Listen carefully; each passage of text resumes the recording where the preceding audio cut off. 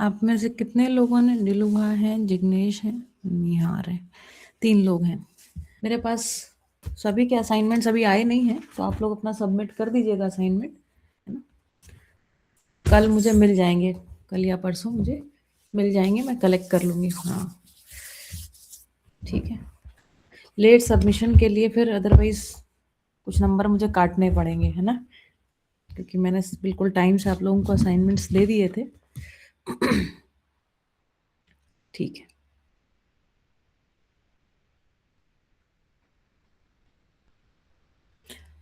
एक minute, book को जरा लोड करना पड़ रहा है, लोड हो जाए तो उसके बाद करती हूँ।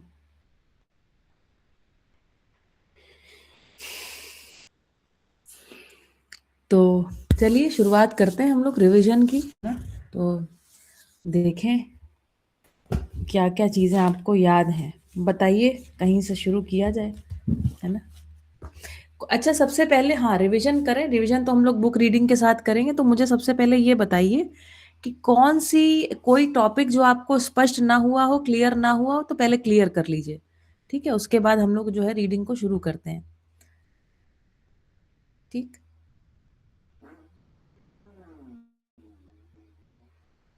कोई ऐसा है जिसको कोई टॉपिक क्लियर ना हुआ हो और पूछना चाहते हो तो पूछ लीजिए,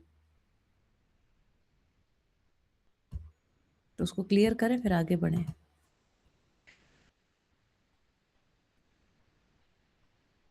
सब कुछ क्लियर है?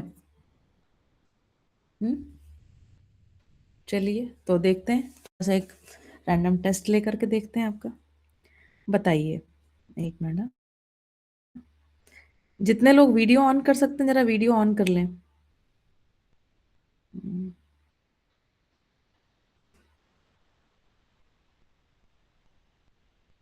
बताइए आवर्तनशीलता क्या है,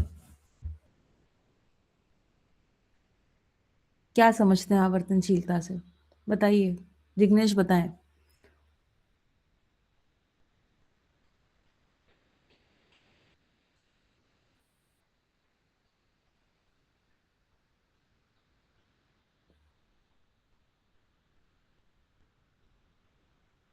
आवर्तनशील यानी कि सर्व सृष्टि का जो चक्र चल रहा है वो उसमें सीमित से चले। सृष्टि का चक्र, सृष्टि का चक्र मतलब क्या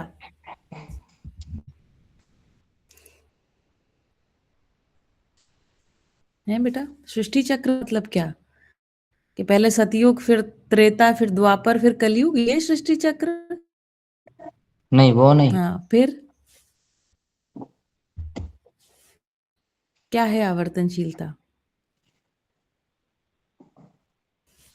देखिए आपने लिखा है इसमें, है ना, आवर्तनशीलता क्या है इसके बारे में लिखा है, बताइए। हाँ यानी कि शरीर पोषण और संरक्षण, समाज की गति और सब आवश्यक वस्तु श्रम में नियोजक पूर्वक वो प्राकृतिक खेती की निरंतरता हम्म को जैसे बनाए रखे। और ये पीढ़ी दर पीढ़ी बनी रहे। हाँ हाँ, पीढ़ी दर पीढ़ी, ये हाँ मानव परंपरागत।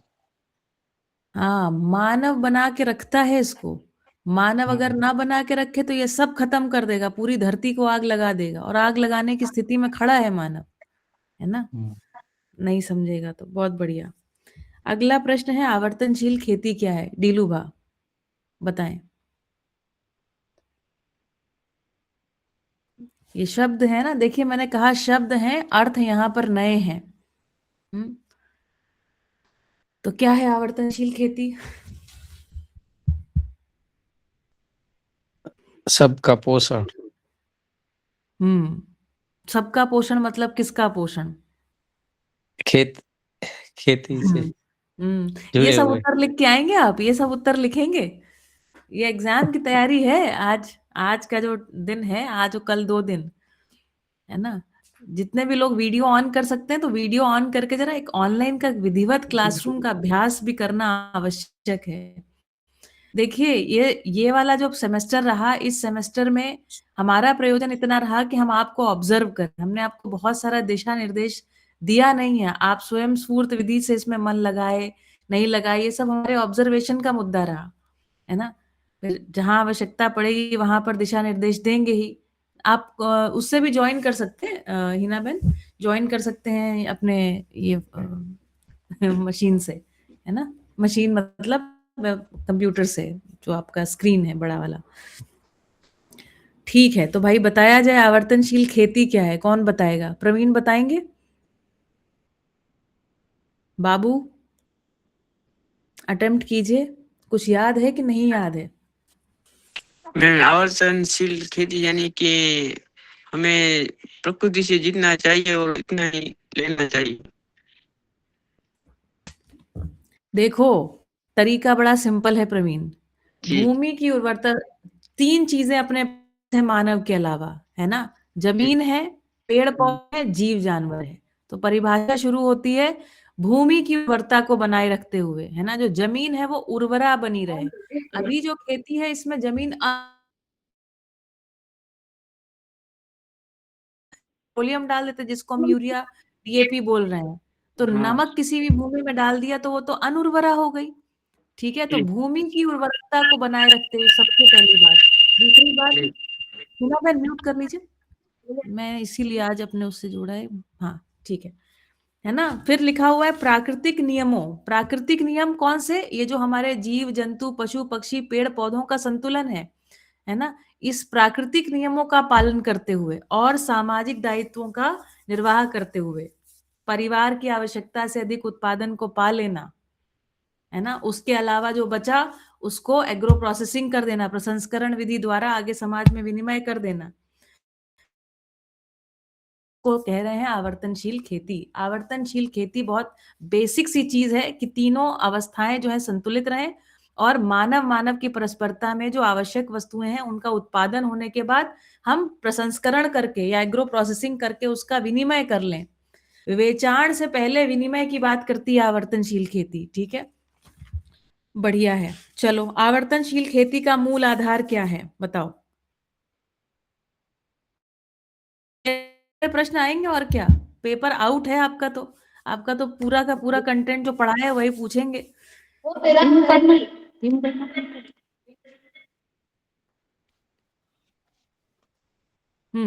आवर्तनशील खेती का मूल आधार क्या है?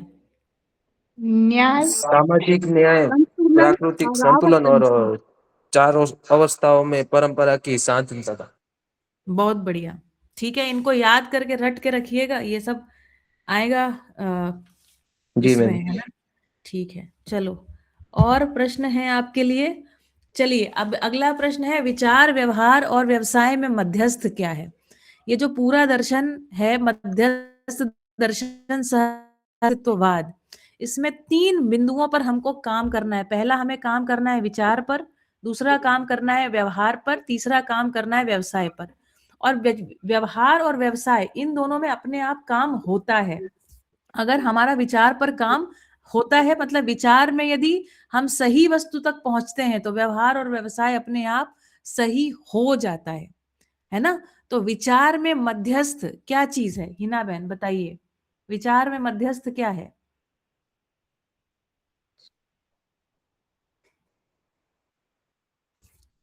कौन बताएगा, किसको याद है विचार में मध्यस्थ किस चीज का दर्शन है? विचार में मध्यस्थ का दर्शन है, क्या है मध्यस्थ?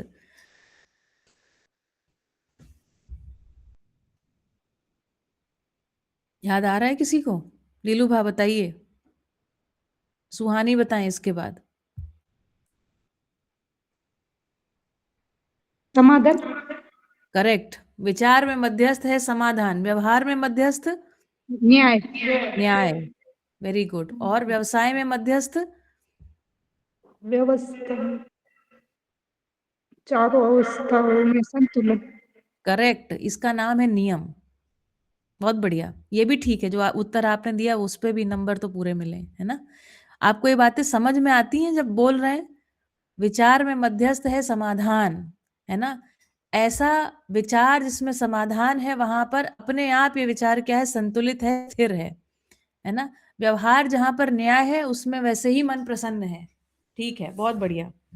और हमने क्या बात पढ़ी है ना, आवर्तनशील खेती के लिए कुछ अपने पास सिद्धांत थे, 6 सिद्धांत हैं। क्या सिद्धांत हैं आवर्तनशील खेती के, कौन बताएगा? संतुलन का सिद्धांत। संतुलन का सिद्धांत क्या है? संतुलन का सिद्धांत वो ताप संतुलन, वो सब संतुलन बनाए रखे, वो ताप संतुलन, जल संतुलन, बढ़िया। उपयोगिता, पूरकता के संतुलन। हाँ, बढ़िया बढ़िया, जल संतुलन का जल सिद्धांत। वायु ताप। वेरी गुड, वेरी गुड, बहुत बढ़िया। पहला सिद्धांत है आत्मनिर्भरता का सिद्धांत, है ना। दूसरा सिद्धांत संतुलन का सिद्धांत। तीसरा सिद्धांत आपने लिखा है, क्या लिखा है पता नहीं, समृद्धि का। समृद्धि का सिद्धांत। हाँ, समृद्धि का सिद्धांत। फिर है पौष्टिकता का सिद्धांत, पोषण का सिद्धांत होना चाहिए ना, सामाजिक न्याय का सिद्धांत और आवर्तनशीलता का सिद्धांत। ये 6 सिद्धांत हैं, इनको ध्यान से पढ़ लीजिएगा, समझ लीजिएगा, कुछ ना समझ में आए तो पूछ लीजिएगा, अभी रिवाइज कर लेंगे। और बताइए, मानव में 5 व्यवस्थात्मक कार्यक्रम होते हैं, है ना, जो पाषाण काल से लेकर के अभी तक भी मानव करने का प्रयास कर रहा है, बस सही नहीं कर पा रहा है, लेकिन मानव इसके इर्द गिर्द घूम रहा है। तो कौन से 5 व्यवस्थात्मक कार्यक्रम हैं?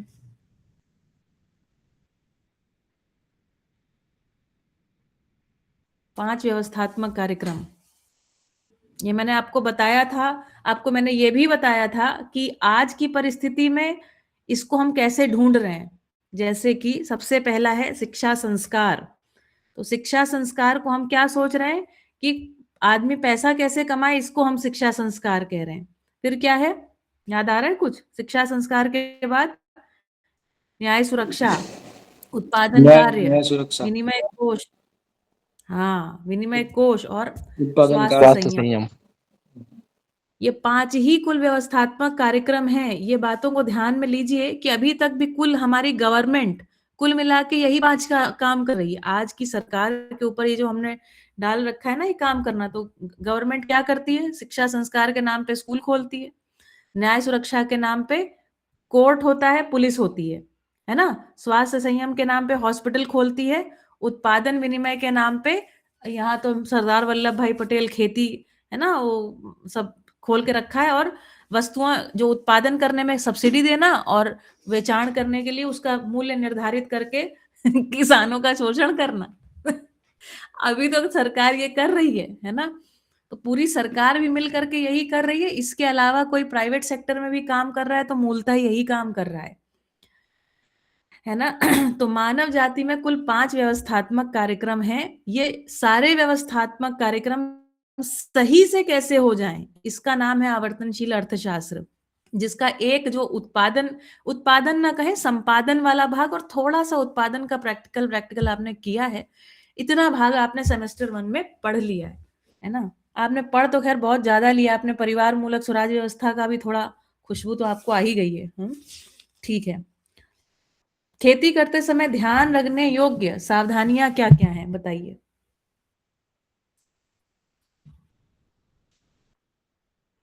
खेती करते समय कौन कौन सी सावधानियां बरतनी है?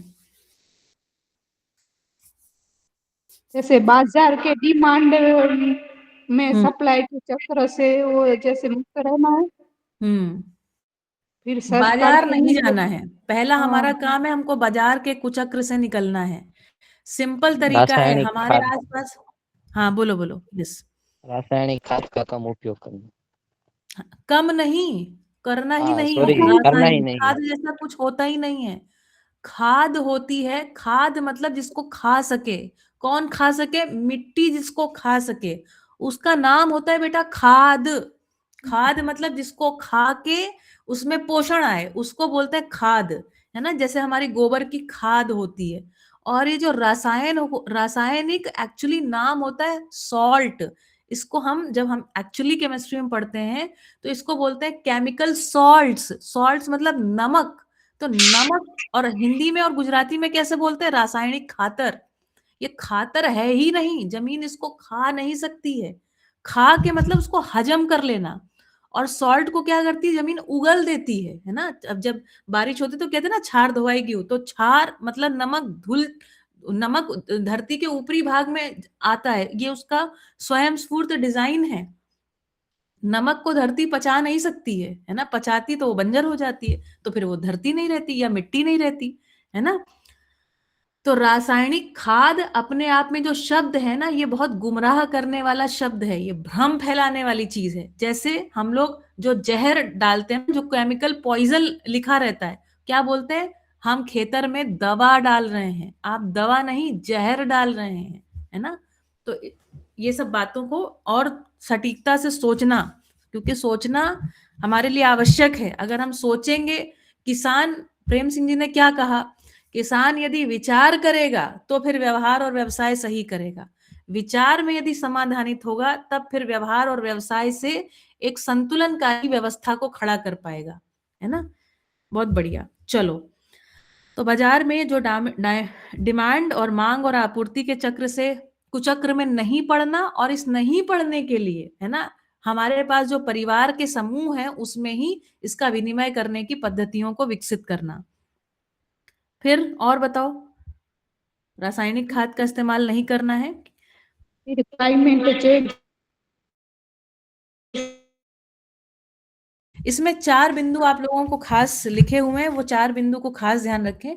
ये तो है ही, आवर्तनशील खेती कैसे करें, तो बैंक की जो ब्याज है इसके चक्कर में नहीं पड़ना। ये सब ऐसे कुचक्र हैं जो किसान को खा जाते हैं, है ना। तो बैंक के ब्याज से, प्रकृति के बदलते स्वरूप से, मतलब जो हिना बहन ने कहा क्लाइमेट चेंज से, है ना, और सरकार के मूल्य नियंत्रण के हस्तक्षेप से। हमेशा अपनी उत्पादित वस्तु का मूल्य निर्धारण करने का अधिकार मेरे हाथ में होना, है ना। तो मैं जब भी कोई संपादित वस्तु, मतलब जैसे ये आपको बताया था अच्छे से, कि जब भी, है ना, खेती किया और खेती करने के बाद वस्तु को बेचा, तो फिर उसके मूल्य का निर्धारण का अधिकार मेरे पास नहीं होता है। लेकिन अगर हमने प्रसंस्करण किया, प्रोसेसिंग किया, तो मूल्य निर्धारण का अधिकार मेरे हाथ में आ जाता है। ठीक है, तो ये बात हमेशा, बिना प्रोसेसिंग के हमको कोई भी वस्तु बाहर देनी नहीं है। ठीक है, चलो, और मुझे बताइए स्वायत्त मानव के 5 लक्षण कौन से हैं? देखें किसको याद है, याद करके आइए। ये सब पेपर में प्रश्न पूछे हैं मैंने। स्वायत्त मानव के 5 लक्षण। विचार, बीज, फिर जल नहीं, स्वायत्तता, ना ना ना ना, स्वायत्त मानव के। आपने स्वायत्त किसान, किसान के बता किसान, दिया, हाँ, स्वायत्त मानव। न्याय स्वायत्त न्यायपूर्ण व्यवहार। है तो सही, लेकिन इसके 5 लक्षण का एक क्रम है। सबसे पहले क्या, फिर दूसरा क्या, तीसरा क्या, चौथा, पांचवा क्या। स्वायत्त मानव बनता है चेतना विकास मूल्य शिक्षा से। जब चेतना में परिवर्तन होता है, मानसिकता में परिवर्तन होता है बेटा, उसके बाद ये स्वायत्त मानव दिखाई पड़ता है। सबसे पहला उसका सद्गुण है स्वयं में विश्वास। स्वयं में विश्वास का मतलब क्या है? कि मैं हर बात को समझ सकता हूं। स्वायत्त मानव का सबसे बड़ा सद्गुण है जिज्ञासु होना, है ना, स्वयं में विश्वास। दूसरा है श्रेष्ठता का सम्मान, है ना।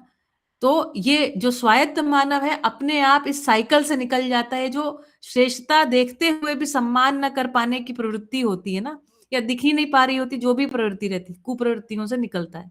स्वयं में विश्वास, श्रेष्ठता का सम्मान, प्रतिभा और व्यक्तित्व में संतुलन। जैसी समझदारी है उस समझदारी के अनुरूप जीना, उसको कह रहे हैं प्रतिभा और व्यक्तित्व में संतुलन।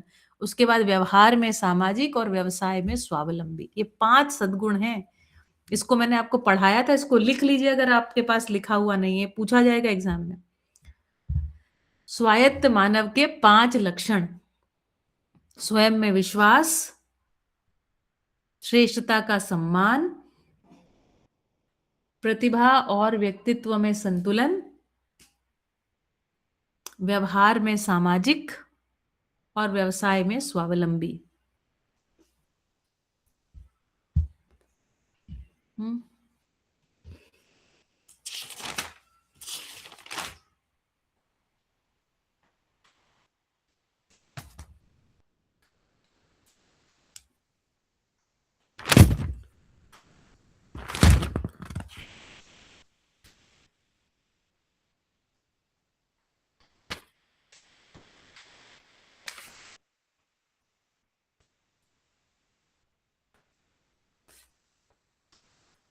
चलिए अगला प्रश्न बताइए मुझे। अगला प्रश्न है कि जो मून साइकिल, जो जनक सर ने क्लास ली थी उसमें आप लोगों को पढ़ाया था, ये जो मून साइकिल होता है, चंद्रमा का जो साइकिल होता है, इसका क्या प्रभाव पड़ता है जब हम कटाई करते हैं उस पर और बुआई करते हैं उस पर। बुआई कटाई पर क्या प्रभाव पड़ता है चंद्रमा के साइकिल का?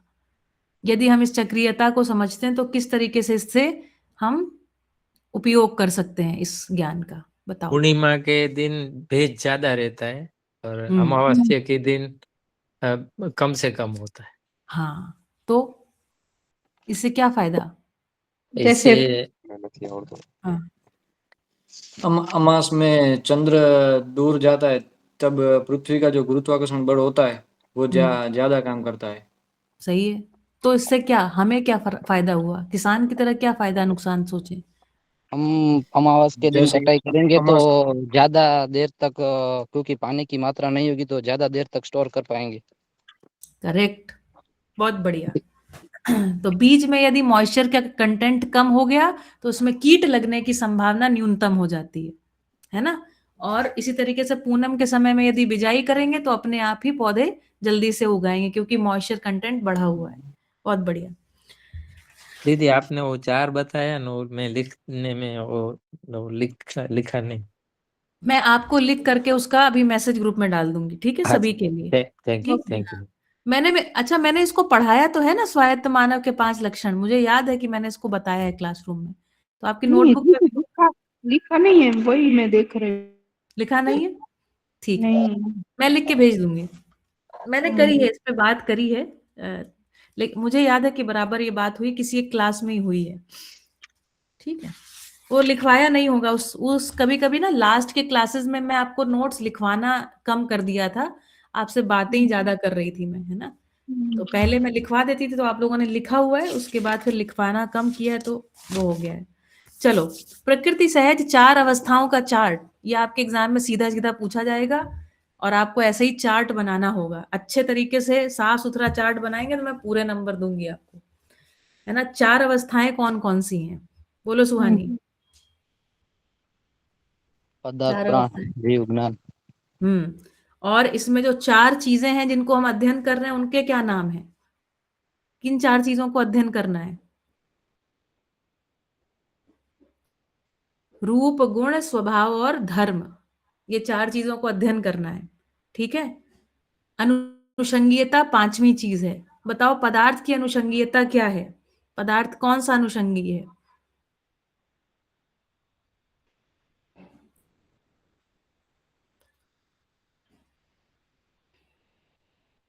अनुषंगीयता मतलब क्या?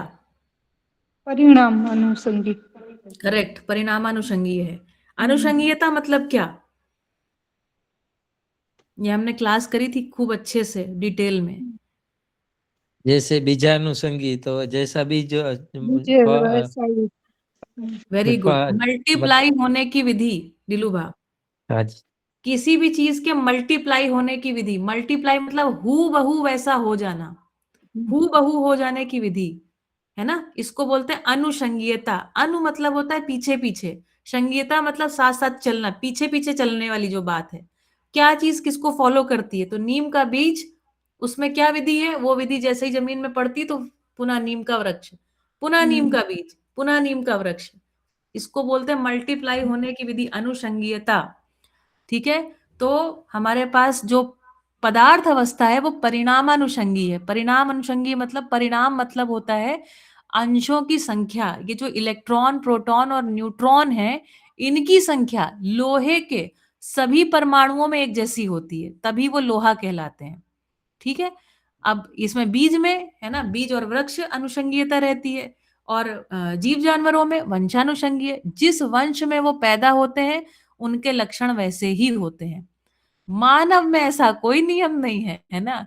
कोई व्यक्ति किसी भी, हालांकि मानव ने अपनी मूर्खतावश 4 वर्ण, 4 आश्रम, कई वर्ग, समुदाय, गरीब अमीर, रंग, नस्ल सब कुछ बनाया, लेकिन कोई कहाँ पैदा हो और उसका विचार कहाँ लग जाए, है ना, इसका जो है आप कह नहीं सकते।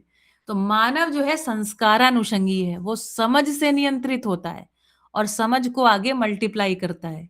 अगली पीढ़ी भी केवल समझ को ही स्वीकार करती है, जो भी समझने योग्य नहीं है उसको अस्वीकार करके अगली पीढ़ी आगे बढ़ती है। कब तक आगे बढ़ती है? जब तक कि समझ में पूर्णता न हो जाए। ठीक है, तो इस चार्ट को आपको याद करना रहेगा, इसको मैं आपके साथ शेयर कर दूंगी। और मुझे ये बताइए कि व्यापक वस्तु क्या चीज है? हमने इस पर चर्चा करी है, बहुत सारी चर्चा है जो होनी शेष है, लेकिन एक पर्याप्त थोड़ी सी चर्चा हमने घंटे भर की इस पे करी है। क्या है व्यापक वस्तु?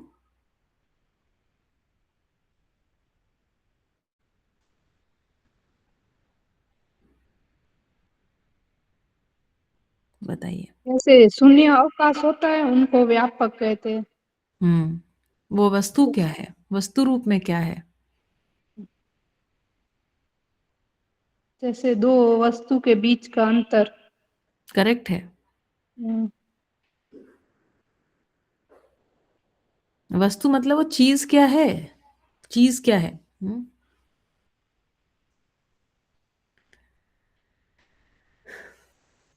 व्यापक वस्तु के अलावा दूसरा प्रश्न है जीवन परमाणु। क्या आप लोगों को जीवन परमाणु स्पष्ट है?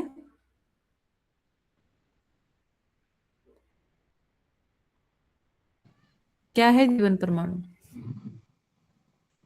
आत्मा और आत्मा। चित्त वृत्ति, आत्मा, मन, मन, वृत्ति, चित्त, बुद्धि, आत्मा। बुद्धि, आत्मा। कितने अंश हैं इस परमाणु में? 61 अंश। 60 अंश। बहुत बढ़िया, बढ़िया। अगर व्यापक वस्तु और जीवन परमाणु नहीं समझ में आया है तो उसको मैं आपको कल समझा भी सकती हूँ, है ना।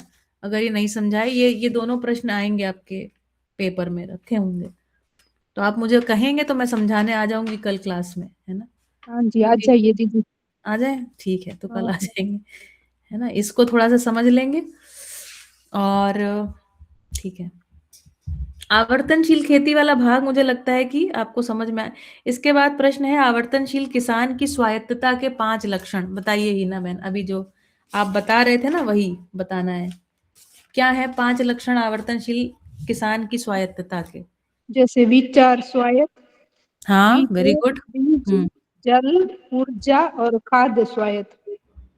हाँ, बहुत बढ़िया, बहुत ही बढ़िया। ठीक है, अब एक और प्रश्न है, प्रचलित भौतिक शास्त्र और आवर्तनशील अर्थशास्त्र में क्या अंतर है?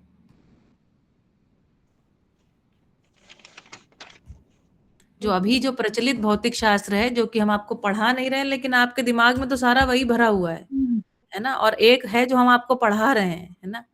भाई देखो, ऐसा भी कुछ है जिसकी तरफ ध्यान बार बार आपका दिलाया जा रहा है। तो क्या है, क्या अंतर समझ में आता है? जैसे भौतिकवादी अर्थशास्त्र मुद्रा को ही धन मानता है, और ये अर्थशास्त्र है जो वो प्रकृति को ऐश्वर्य मानता है। Very good. और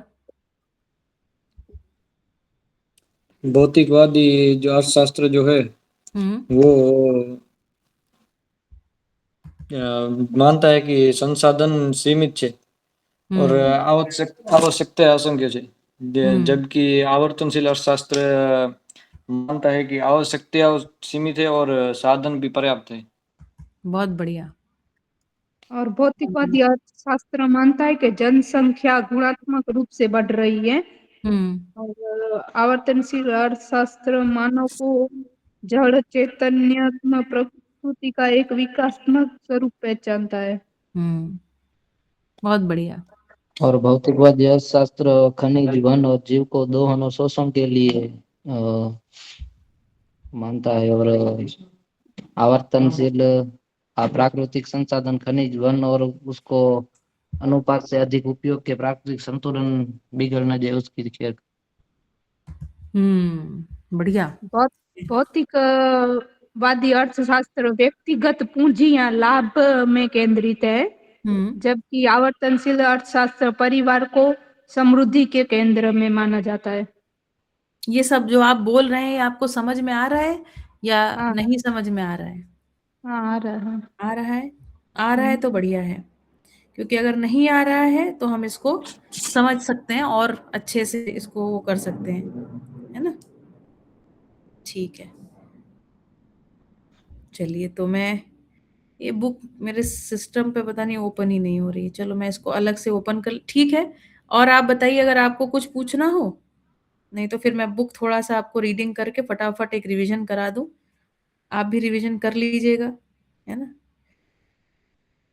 ठीक है। एक मिनट, बुक खोलनी होगी।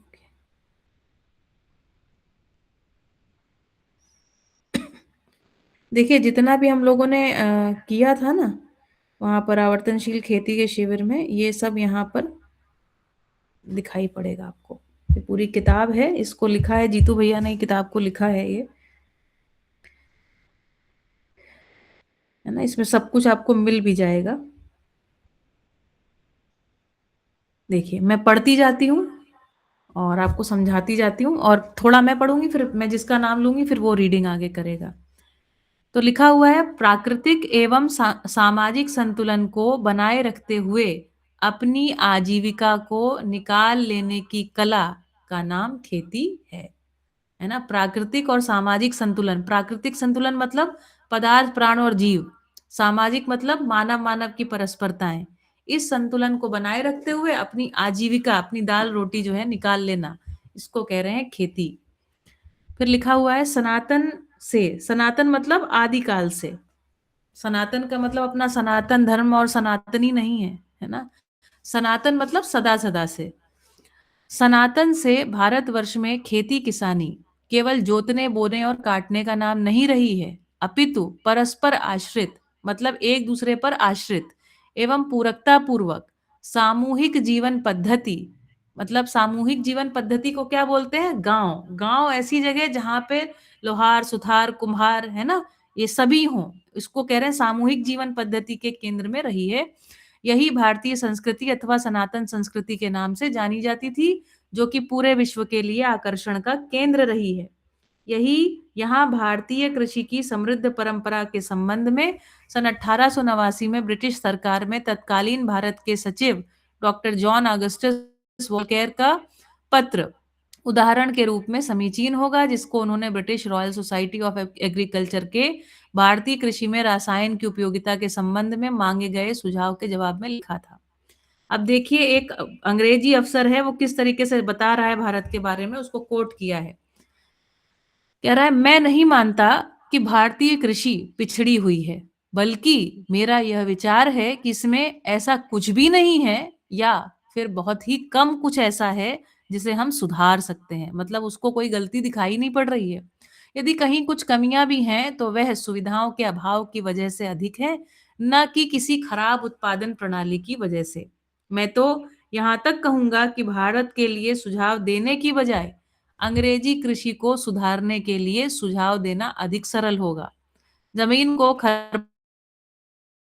मतलब वीड्स, अंग्रेजी में वीड्स कहते हैं ना, खड़ बोलते हैं गुजराती में, है ना, मुक्त रखना, पानी खींचने के उन्नत तरीकों का प्रयोग, मिट्टी की जानकारी तथा बीज बुआई व फसल कटाई के सटीक समय का ज्ञान, और इस संपूर्ण ज्ञान का साधारण स्तर पर पाया जाना। साधारण स्तर पर पाया जाना मतलब हर आदमी को खेती किसानी के सही तरीकों की जानकारी होना। इसको कह रहे हैं भारतीय कृषि के स्वरूप से बेहतर उदाहरण शायद ही कहीं मिलेंगे। मुझे यह देखकर अति प्रसन्नता होती है कि यह लोग मिश्रित फसल, परती भूमि व फसल चक्र के विषय में भी कितना कुछ जानते हैं। इतना तो निश्चित है कि कठोर परिश्रम, नियमितता व साधनों की उत्पादकता सहित सूझबूझ खेती का इससे उत्कृष्ट नमूना, उत्कृष्ट मतलब बेहतर नमूना, कम से कम मैंने नहीं देखा है। तो इस तरीके की बातचीत रही। जब तक ऐसी खेती के लिए हस्तक्षेप न करने की नीति रही, किसानों का सम्मान और गांवों की स्वतंत्रता बनी रही, तभी तक विश्व व्यापार में भारतवर्ष की 22 से 27% तक भागीदारी रही। प्रकृति में संतुलन रहा। गांव से न तो कोई पलायन था, न कोई बेरोजगारी, ना ही कोई किसान आत्महत्या के लिए बाध्य था। आहार भी स्वादिष्ट और पौष्टिक रहा। ठीक है, तो इसको अब आप लोग आगे 1 मिनट देख लेती हूँ ना कितना है। चलो मैं पढ़ लेती हूँ ना, अच्छा लगेगा पढ़ने में। आज खेती को संकीर्ण अर्थों में देखा और समझा जाता है। अदूरदर्शी, अनावश्यक हस्तक्षेप किया जाता है, जिसका परिणाम क्या है? परिणाम पर्यावरण पर असंतुलन, भूमि की घटती उर्वरता, आहार की घटती पौष्टिकता, पलायन, बेरोजगारी, किसान संकट आदि अनेक रूप में सर्वत्र देखा जा रहा है। आज की खेती की वजह से ही देश की आमदनी का प्रमुख हिस्सा भी विदेश जा रहा है और किसान भी कर्ज से लदा है, जिसकी वजह से सरकारों को बार बार कर्ज माफ करना पड़ता है।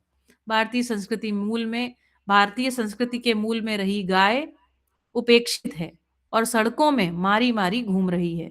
वही खेती किसानी जो देश की प्रमुख समस्याओं का समाधान थी, आज स्वयं में समस्या या समस्याओं का कारक हो गई है। आज खेती किसानी के उन सनातन नियमों के पुनः खोज की और नीतिगत प्रोत्साहन देने की महती जरूरत है, जिससे कि हम उपरोक्त समस्याओं का समाधान प्राप्त कर सकें और विश्व भर के किसानों और नीति निर्माताओं का भी मार्गदर्शन कर सकें। यही किसानों एवं देश दोनों के लिए गौरवशाली कार्य है।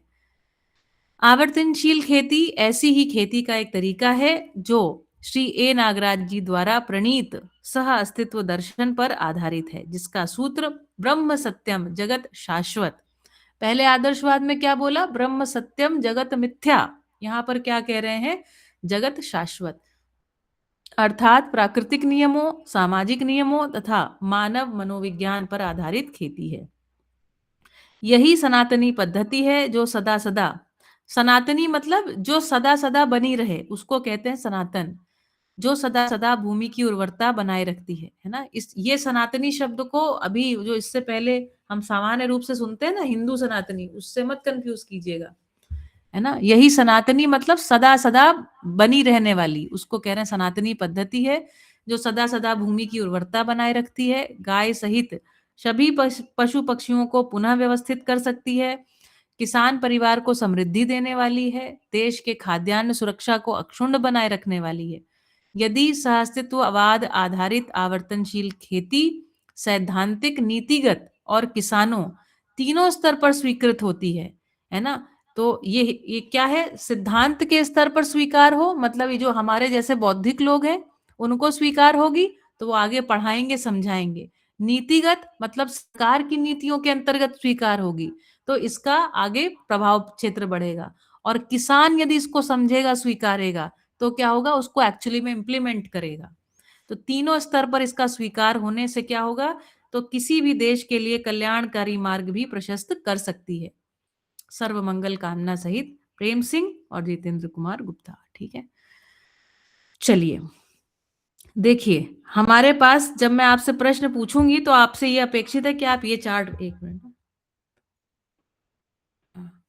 है ना, आप इस तरीके का चार्ट बना के प्रैक्टिस कर लीजिएगा। देखिए कैसे बनाया चार्ट को, 1 सेकेंड में, एक साथ नहीं दिख रही है, चलिए ऐसे दिखाती हूँ, ये अभी दिख नहीं रहा, छोटा नहीं हो रहा ये। तो देखिए, आवर्तनशील खेती का उद्देश्य क्या क्या उद्देश्य है? पहला, पर्यावरण संतुलन, पौष्टिक आहार, खाद्यान्न सुरक्षा, और फिर परिवार की समृद्धि और रोजगार बढ़ाना। ये आवर्तनशील खेती के उद्देश्य हैं। ठीक है, देश एवं विश्व की प्रमुख समस्याओं पर ध्यानाकर्षण। ये जो हम लोग आवर्तनशील अर्थशास्त्र पढ़ क्यों रहे हैं? केवल अपना खाना पीना निकालने के लिए? नहीं भाई, है ना, ये इससे बहुत बड़ी बात है। आप सभी लोगों से ये अपेक्षा है कि आप इस समाज को दिशा देने का काम करें। आप डीवोक सिर्फ इसलिए नहीं कर रहे हैं डिप्लोमा करके बस सरकार की कोई सब्सिडी लेके कंपनी खोल लीजिए, इसके लिए तो कतई नहीं कर रहे हैं। मैं तो इसके लिए बिल्कुल भी नहीं पढ़ा रही हूँ। हमारा आशय ये है कि आप पूरे समाज को दिशा दें, अपने कम से कम अपने पूरे गांव को दिशा दें, है ना। तो पर्यावरणीय असंतुलन जो कि एक बिल्कुल समस्या है, जिस पर लोग बिल्कुल आंख बंद किए बैठे हैं, है ना। बढ़ता जल संकट, ये वास्तविकताएं हैं। खाद्यान्न की घटती गुणवत्ता, इस पर लोग थोड़ा चीख चिल्ला जरूर रहे हैं। मिट्टी में कार्बन एवं ह्यूमस की कमी, है ना। ये सब समस्याएं, इन समस्याओं के समाधान को सिर्फ अपने लिए नहीं, आगे बहुत सारी लोगों के लिए आपको इसको प्रस्तुत करना है। आजीविका अवसरों का अभाव, अनएम्प्लॉयमेंट, खेती करते हुए समृद्धि एवं सम्मान का अभाव। ठीक है, तो देखिए समृद्धि तो आप सब पा जाएंगे, लेकिन जो सम्मान का जो अभाव है समाज में, उससे मुझे लगता है आप सभी को एक मेरी अपेक्षा है, मेरी तो तृप्ति तभी होगी आप सबके टीचर के रूप में, जब आप इस सम्मान के अभाव को पूरा करेंगे, है ना। अमीरी गरीबी की बढ़ती खाई और संबंधों की बढ़ती टूटन, ये 8 जो है समस्याएं, इनको सॉल्व कर रही है आवर्तनशील खेती, है ना। आवर्तनशीलता जो है केवल खेती वाले भाग में नहीं है, इससे पूरा समाज जुड़ा हुआ है, समाज को जोड़ने का काम। ठीक है, फिर ये कुछ चित्र हैं, ये ह्यूमन हिस्ट्री में आपको सब पढ़ाए गए। आज की स्थिति का, अरे भाई एक सेकंड, ये सब चित्र बनाए हैं इन्होंने, सॉरी उलट पलट गया सब। है ना। तो आज की स्थिति ये है धरती की, किसान की, ठीक है। फिर ऐसे कुछ चित्र बना रखे हैं आज धरती की जो स्थिति है। खेती की परिभाषा, तो देखो, भूमि अर्थात मिट्टी की उर्वरता को बनाए रखते हुए, प्राकृतिक नियमों का पालन करते हुए, सामाजिक दायित्वों का निर्वाह करते हुए, अपने परिवार के लिए रोटी कपड़ा मकान एवं औषधि संबंधी वस्तुओं को पैदा कर लेना। अब इसमें एक जो बात जो मिसिंग है, जो नहीं लिखी है और उस लिखने की जरूरत है, अपने परिवार के लिए अन्य परिवारों के साथ मिलजुल कर, अकेले ही खेती नहीं करना है, अपने परिवार के लिए, लेकिन कैसे, कई सारे परिवारों के साथ मिलजुल कर, है ना, इन वस्तुओं को पैदा कर लेना एवं प्रकृति प्रदत्त वस्तुओं को मानव के उपयोगी बना देना, है ना। जैसे गेहूं का दलिया बना देना, आंवले का च्यवनप्राश बना देना, या बहुत सारे ऐसी औषधियां होती हैं जो वैसे आप खा नहीं सकते, लेकिन औषधीय प्रयोग उसमें कर सकते हैं, तो उससे मूल्यवर्धन कर देना, ये आवर्तनशील खेती है। इसमें एक जो शब्द है, इसको आप जोड़ लीजिएगा, कई अन्य परिवारों के साथ मिलजुल करके अपने परिवार के लिए पैदा करना। अगर आप कटे हुए केवल एक परिवार पैदा करें तो आप पैदा ही नहीं कर पाएंगे, है ना, ये डिजाइन नहीं है। चलो ठीक है, तो ये आवर्तनशील खेती, ये फार्म डिजाइन का एक आपके लिए वो है, तालाब, गौशाला, ये तो सब आपके दिमाग में अब चित्र बनते होंगे, आपने सब देखा है अपने आंखों से, कैसी गौशाला थी, तालाब जरूरी है, अनाज है, फल सब्जी मसाले हैं, चारा है, इसमें बहुत सारे प्रकार के पशु हैं, केवल गाय नहीं है, बहुत सारे ऐसे पशु जो मानव और धरती के लिए उपयोगी हैं, उन सबको अपने फार्म में स्थान देना। ठीक है, इसके बाद कुछ अवधारणाएं हैं। अवधारणाएं ऐसी हैं कि संपूर्ण अस्तित्व सह अस्तित्व के रूप में है, एक दूसरे के साथ सभी वस्तुएं जुड़ी हुई हैं, संबंध है, उपयोगिता पूरकता का सिद्धांत है। फिर यह प्रकृति एक निश्चित अनुपात में है। क्या निश्चित अनुपात है? कि आदमी से ज्यादा जीव जानवर, जीवावस्था, ज्ञानावस्था से अधिक जीवावस्था, जीवावस्था जितनी है उससे कहीं ज्यादा अधिक पेड़ पौधे, मतलब प्राणावस्था उससे भी ज्यादा अधिक, और जितने पेड़ पौधे हैं उससे बहुत अधिक मात्रा में क्या है, पदार्थ अवस्था। तो इस धरती पर जो 4 अवस्थाएं हैं उसमें सबसे ज्यादा पदार्थावस्था, उससे कम प्राणावस्था, उससे कम जीवावस्था और उससे कम ज्ञानावस्था। ये एक निश्चित अनुपात है इनका, और ये अनुपात हमेशा सदा सदा बना रहता है। ठीक है, ये सब और डिटेल में कहे जाने हैं, लेकिन ये क्रमशः कहेंगे एक एक, और आगे जब लेक्चर होगा अगले सेमेस्टर में तब बताऊंगी। फिर लिखा है प्रत्येक इकाई स्वयं में एक व्यवस्था है और समग्र व्यवस्था में भागीदार है। कैसे? जैसे ये आंख है तो आंख स्वयं में भी एक व्यवस्था है ना, इसका अपना पूरा फंक्शन है, और पूरे शरीर की व्यवस्था में भागीदार है ना। जैसे कोई गाय है तो गाय स्वयं में भी एक व्यवस्था है, और इस धरती में चारों अवस्थाओं में जो संतुलन आना है उसमें भी उसकी भागीदारी है। तो इसी तरीके से पूरा अस्तित्व है ना। हर इकाई स्वयं में एक व्यवस्था है, और समग्र, समग्र मतलब पूरी व्यवस्था में, पूरी व्यवस्था मतलब पदार्थ प्राण जीव ज्ञान चारों अवस्थाओं में एक भागीदारी को भी निर्वाह करती है।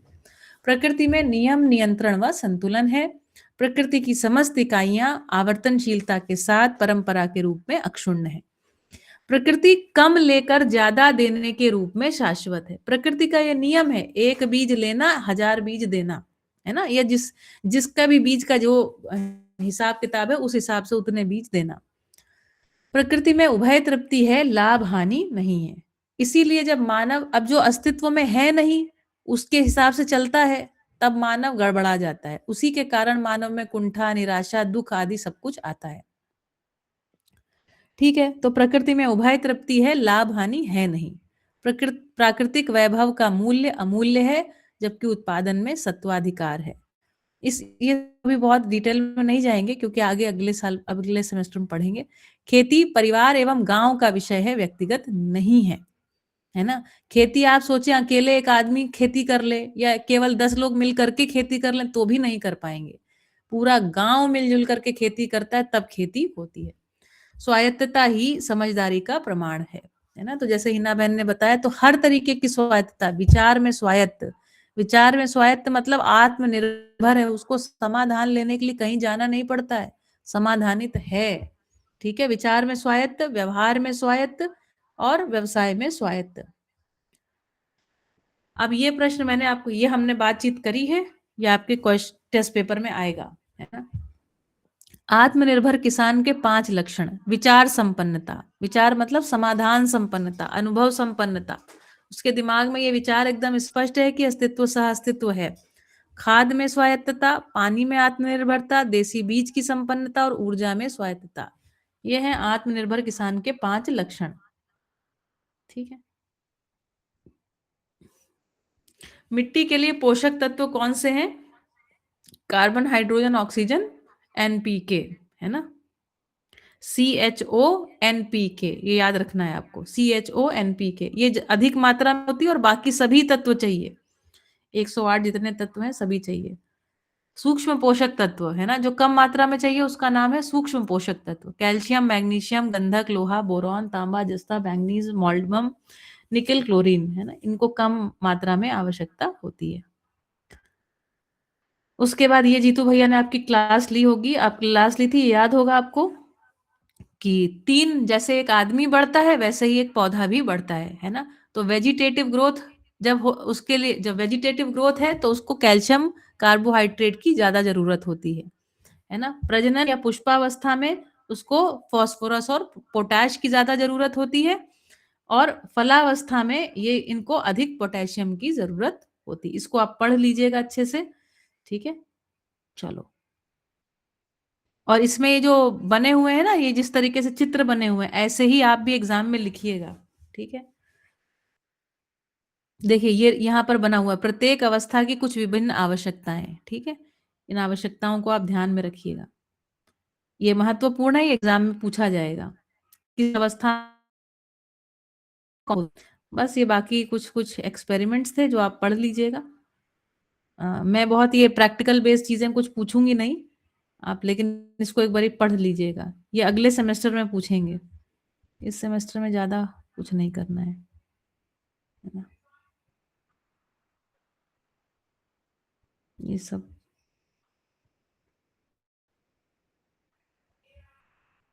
आदर्श मिट्टी, सॉइल,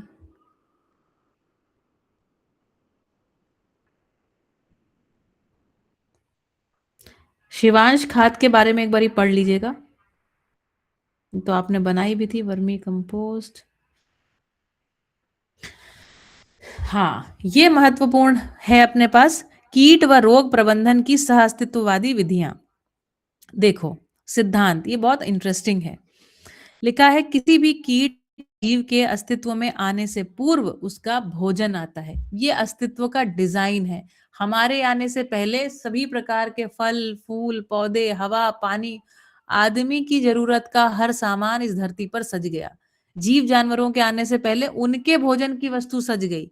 पेड़ पौधों से आने के पहले उनके आवश्यकता की वस्तु, मिट्टी, हवा, पानी सब सजी हुई मिली। तो इसी तरह कोई भी इसमें कीट है, जीव है, मानव है, अस्तित्व में वो आएगा उससे पहले उसका भोजन आता है। प्रत्येक कीट या जीव आगे आने वाले कीटों या जीवों के लिए भोजन वह एक कड़ी भी है।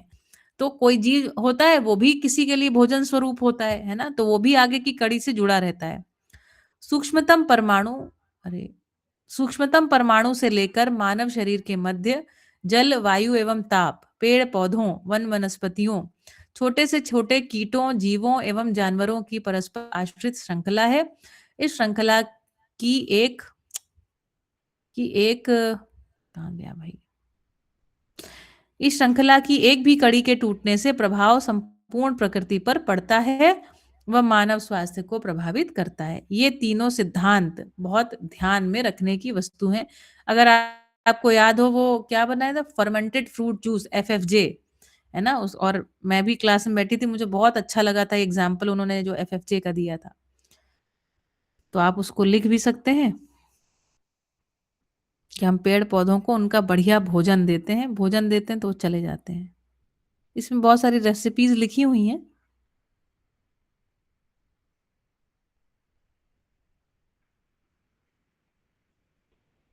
ये वाला जो चार्ट है इसको ध्यान से पढ़ लीजिएगा। ये सबसे पहला आपका जो प्रेम चाचा जी ने लिया था ना आपका सत्र, उसमें उसकी ये सारी बात है ना। इसको पढ़ लीजिएगा, समृद्धि क्या है।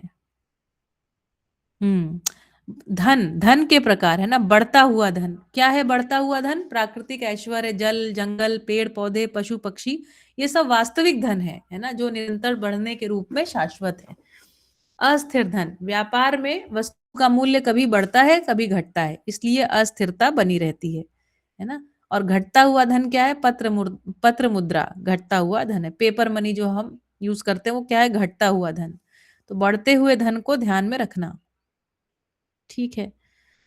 फिर है परिवार एवं खेत की आवश्यकताओं का मूल्यांकन। परिवार एवं खेत की आवश्यकताओं का मूल्यांकन किए बिना उत्पादन कितना करना है, कैसे करना है, इसका कोई सही मानक तैयार नहीं हो पाता। कभी किसी वस्तु का उत्पादन ज्यादा हो जाता है व कभी कम, अस्तु अस्थिरता बनी रहती है। अपनी आवश्यकताओं का मूल्यांकन करने से स्वयं में तृप्ति होती है व कम ज्यादा के संकट से बाहर निकलकर समृद्धि पूर्वक जी पाते हैं। इसके लिए अपने परिवार एवं खेत में लगने वाली वस्तुओं को सूचीबद्ध करके उनका मूल्यांकन किया जा सकता है और खुशहाली पूर्वक जिया जा सकता है, ठीक है। ये हम लोगों ने बनाया था, उसी का लगा रखा है। आवर्तनशील खेती के 5 कदम। 1/3 हिस्से में वन और बाग, इसकी खेती। 1/3 हिस्से में पशुपालन। तो ये क्या है भाई, सब चित्र ही चित्र आ गए है ना। और 1/3 हिस्से में पशुपालन, 1/3 हिस्से में परिवार की आवश्यकता अनुसार उत्पादन, फसलें, दलहन, तिलहन, मसाले, सब्जी, है ना, जो कुछ भी है, ये इसका सिद्धांत। और चौथा है आवश्यकता से बचे हुए उत्पादन का मूल्यवर्धन, ठीक है। इसके कुछ फोटो वोटो हैं। खेती एवं फार्म डिजाइनिंग के सिद्धांत, आत्मनिर्भरता का सिद्धांत, उर्वरता का सिद्धांत, संतुलन का सिद्धांत। उसमें फिर बता रहे हैं जल संतुलन, वायु संतुलन, ताप संतुलन, कार्बन संतुलन और ऊर्जा संतुलन। ये 5 संतुलन की बात कर रहे हैं। इनको याद रखिएगा, ये एग्जाम में पूछा जाएगा। फिर फोटोज हैं काफी। दायित्व एवं कर्तव्य संतुलन और व्यवस्था संतुलन, ठीक है। दूसरा सिद्धांत है गुणवत्ता एवं खाद्य सुरक्षा का सिद्धांत, रोजगार का सिद्धांत, समृद्धि का सिद्धांत। देखो, है ना, ये यहाँ पर ही बना है चार्ट। आप इस तरीके से उत्तर लिखेंगे तो और अच्छा रहेगा। फार्म डिजाइन के 6 सिद्धांत, आत्मनिर्भरता, संतुलन, उर्वरता, समृद्धि, रोजगार, खाद्य सुरक्षा एवं गुणवत्ता। इसी तरीके से आप बना दीजिएगा, है ना। ये देखो फार्म डिजाइनिंग का एक अच्छा सा चित्र बनाया हुआ है इसमें, है ना। कितना कैसा कैसा फार्म डिजाइन होना चाहिए, घर कैसे, कहाँ क्या बोया जा सकता है ना। ये थोड़ा सा देख लीजिएगा। ये चित्र आपने पहले भी देखा, गौशाला, तालाब, अनाज, ये सब आपने देख लिया लोग कैसे बना रहे हैं ना। खेती में प्रमुख सावधानियां, मौसम की अनियमितता, क्योंकि क्लाइमेट चेंज चल बचने के लिए अपने पास तरीका भी है, इस पे हम निर्भर ही ना रहें। और नीतिगत प्रतिकूलताएं, नीतिगत मतलब सरकार के द्वारा जो प्रतिकूलताएं कर दी जाती हैं, है ना, ठीक है।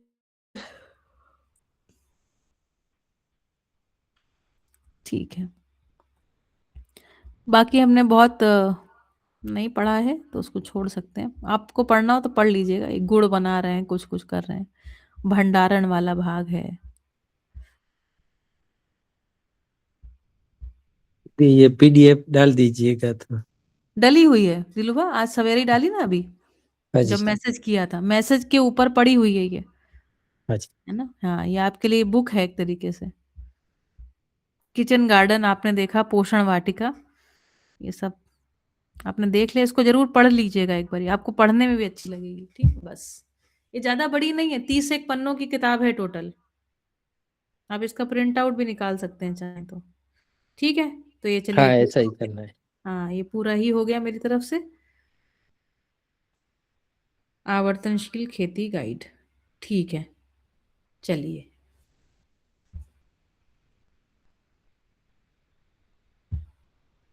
बताइए भाई। तो आवर्तनशील खेती की हमने बात पूरी कर ली। अब बताइए कौन सी और बात है जो समझनी है, पूछनी है आपको, पूछिए। आप लोगों के नोट्स में से ही देख देख के मैं, देखिए ये जिग्नेश के नोट्स में लिखा हुआ है, चेतना विकास मूल्य शिक्षा से स्वयं में विश्वास, श्रेष्ठता का सम्मान, ये मैंने पढ़ाया है आपको, मिल गया। पांचों व्यवस्थात्मक कार्यक्रम भी नोट्स में लिखे हुए हैं।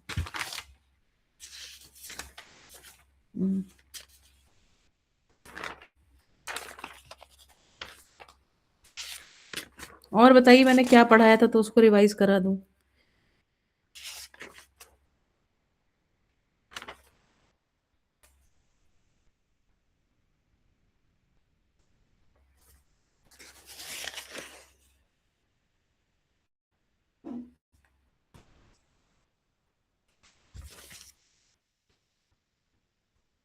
बताइए भाई।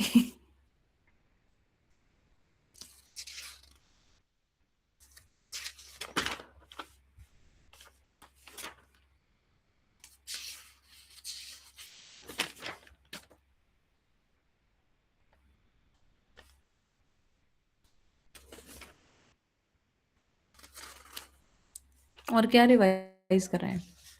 आप में से कोई रिवाइज कराएगा अपने नोट से, जिसके पास नोट्स बने हुए हों?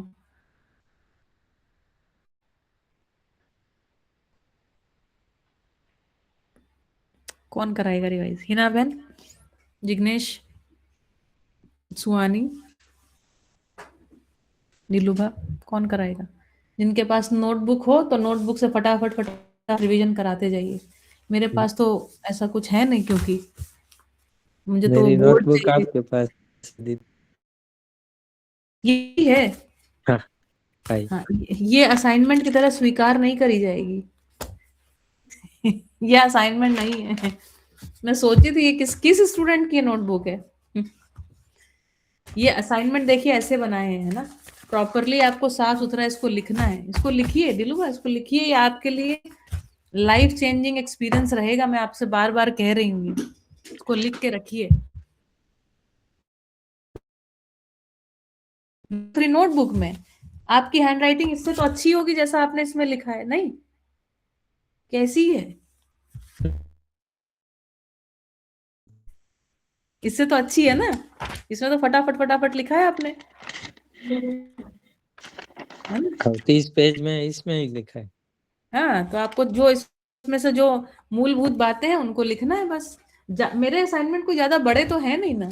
एक तो 5 पेज का आपको बताया था ये लिखने के लिए, इसमें लिखे हुए हैं सीधा सीधा। 3 पेज का कुल असाइनमेंट था जो इसमें से कॉपी करने के लिए बोला था आपको, और एक जो है जो हमने क्लास में नोट्स लिखे हैं उनको अच्छे तरीके से लिखने के लिए बात है। 1 2 3 4 और 5 पेज का असाइनमेंट। चलो हिना बहन, रिवाइज कराएंगे आप उसको लिख लीजिए दिलुभा, है ना। देखिए मेरे असाइनमेंट का आशय कुल मिलाकर के इतना है, छोटा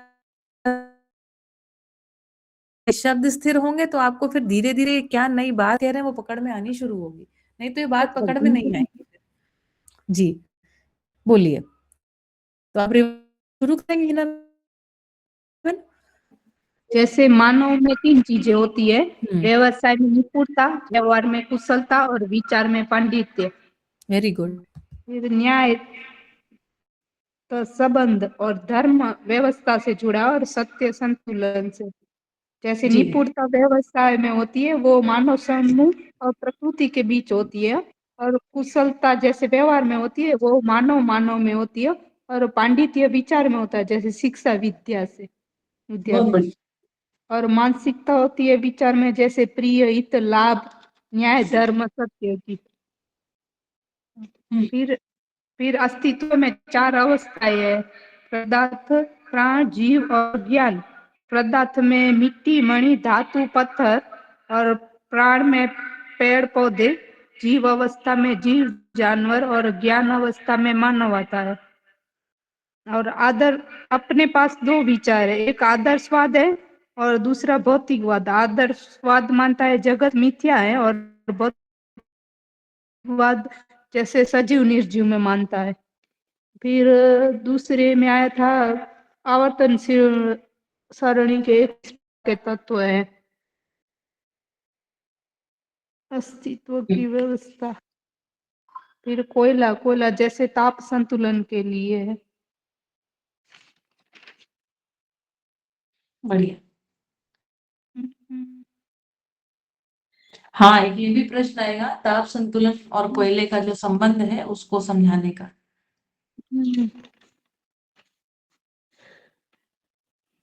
जैसे ड्रॉ करके समझाना है दीदी, वो और भी अच्छा रहेगा। नाभिकीय संकलन में अस्तित्व में व्यवस्था, अपने वो ड्रॉ करके दिखाया था। फिर अनुसंगीय है, जैसे एक से अनेक होने की विधि को अनुसंगीय निश्चित आश्रम। फिर जैसे परिणाम अनुसंगी, परिणाम में निश्चित अंशों के आधार पर प्रत्येक परमाणु का आचरण निश्चित रहता है। बीजानुसंगी में जिसका बीज डालने से उसी का वृक्ष फलेगा। फिर वंशानुगी में वंश परंपरा के आधार पर निश्चित आचरण होता है। और संस्कार अनुसंगी से समझ के आधार पर एक निश्चित आचरण को प्रस्तुत करती है। और बहुत बढ़िया। स्वभाव जैसे अस्तित्व में भागीदारी। फिर धीरता, वीरता और उदारता। धीरता समझ में धीरता, वीरता में जैसे अस्तित्व को समझा हूँ वह अन्य को समझाना। और उदारता, जो मुझे मिला है वो दूसरे को मिले, वह दूसरे को मिल, इसके लिए तन मन धन से सही वस्तु को समझना। बहुत बढ़िया। फिर पोषण कथा, जैसे माता तो पोषण प्रधान संरक्षण की क्रिया, और पिता संरक्षण प्रधान पोषण की क्रिया। जैसे ये भी आकाश, प्रश्न पूछा जाएगा। हाँ, जैसे ठीक। आकाश पिता है, धरती जैसे माता, नदी, गाय सभी को माता कहते हैं। माता संबोधन कहते हैं, क्रिया को पहचाना है माता पिता के रूप में, है ना। मानव very को भेदकारी मानसिकता अस्वीकार है, जैसे विचार में समाधान, व्यवहार, न्याय, और व्यवसाय में 4 अवस्थाओं में संतुलन। मानव को क्या स्वीकार है? भेदकारी मानव को मानसिकता भेदकार मानसिकता अस्वीकार है, जैसे मानव को। अस्वीकार है। Very good. हाँ। फिर भाषा, जैसे पदार्थ अवस्था की ध्वनि है। फिर प्राण अवस्था की ध्वनि प्लस कार्य संकेत है। फिर जीव अवस्था की नाद प्लस चहचहाना है। और ज्ञान आपको अवस्था की, स्पष्ट है? ये जो आप पढ़ रही हैं आपको स्पष्ट हो रहा है कि ये भूल गए हैं? हाँ, हो रहा है। हो रहा है। हाँ, इसको सब में मैंने ऐड करना है, जैसे मैंने पदार्थ। इसे समझाया था कि अस्तित्व में भाषा है। हाँ। तो भाषा का प्रकटन 4 अवस्थाओं में क्रमशः होता है ना। पदार्थ अवस्था में किसी एक रूप में क्या लिखा है? पदार्थ अवस्था में ध्वनि है, ध्वनि के रूप में, है ना। ध्वनि मतलब कंपन के रूप में, जो कंपन। कंपन होता है एक हाँ। दूसरे का कंपन पहचान के वो एक दूसरे के पास चले जाते हैं, है ना। उसके बाद जो प्राणावस्था है उसमें कार्य संकेत के रूप में, जो सेल्स होती हैं एक दूसरे को ना कुछ वो कार्य संकेत भेजती हैं, वो कार्य संकेतों को ग्रहण कर लेती हैं, कार्य संकेत को ग्रहण कर लेती हैं। तो प्राणावस्था में ये भाषा का स्वरूप, भाषा मतलब कम्युनिकेशन होता है इस तरीके से, ठीक है। और उसके बाद अपने पास जो पेड़, पशु पक्षी जीव जानवर है, ये नाद करते हैं, जैसे गाय ना रंभाती आवाज निकलती, नाद, है ना। ये नाद से बस उतना ही, उससे ज्यादा नहीं होता इसका कम्युनिकेशन, उससे ज्यादा की उनको जरूरत भी नहीं है। और मानव में ये भाषा के रूप में, है ना। और जागृत मानव में परिभाषा के साथ एक एक शब्द का स्थिर अर्थ करता है जागृत मानव। भ्रमित मानव सामान्य भाषा बोलता है, जैसे अभी हम लोग बोलते हैं सामान्य। जागृत मानव हर एक शब्द का एक निश्चित अर्थ के साथ भाषा को बोलता है, इसको बोल रहे हैं जागृत मानव। ये मैंने शायद नहीं लिखवाया होगा, लिखवाया था? नहीं लिख पाया। या आगे अगले सेमेस्टर में पढ़ाऊंगी। जागृति क्या है? शिक्षा से जागृति की बात कर रहे हैं ना। शिक्षा से जागृति का पहला आधार है हर एक शब्द का सटीक अर्थ। शब्द का सटीक अर्थ जब होने लगे तो समझो फिर ज्ञान संप्रेषित होने लगा।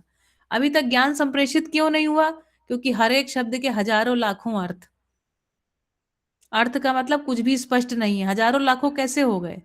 सही में एक, गलती में अनेक। अनेक हैं, इसका मतलब कुछ स्पष्ट कम्युनिकेट हो नहीं रहा है। ठीक है, तो ये भाषा का प्रकटन अस्तित्व में बताया। तो अस्तित्व में भाषा है, अस्तित्व में पोषण की क्रिया है, अस्तित्व में संरक्षण की क्रिया है, ये आपको थोड़ा थोड़ा बताया था। और यही जो कुछ अस्तित्व में है वो सब मानव के माध्यम से प्रकट होता है ना। मानव अस्तित्व में जो कुछ भी क्रियाकलाप है उन सबको अपने माध्यम से प्रकट करता है। अस्तित्व में जो पोषण क्रिया है उसको जब मानव प्रकट करता है तो उसी को माता बोलते हैं। अस्तित्व में जो संरक्षण क्रिया उसको मानव अपने माध्यम से प्रकट करता है तो उसको पिता बोलते हैं, है ना। अस्तित्व में जो भाषा की क्रिया है तो उसको जागृत मानव में, मतलब मानव में भाषा की तरह पहचानते हैं। ठीक है, चलिए फिर आगे बताइए। फिर मध्यस्थ दर्शन के कुल 5 व्यवस्थात्मक कार्य, जैसे शिक्षा, संस्कार, न्याय, सुरक्षा, उत्पादन कार्य, विनिमय कोष और स्वास्थ्य संयम। बहुत फिर बढ़िया। उसके नीचे लिखा है आज की स्थिति, जैसे शिक्षा तो स्कूल में मिलती है, न्याय तो कोर्ट पुलिस उधर से, फिर उत्पादन इंडस्ट्री और फैक्ट्री से मिलता है, फिर विनिमय बिजनेस कॉमर्स मार्केट, फिर स्वास्थ्य हॉस्पिटल से।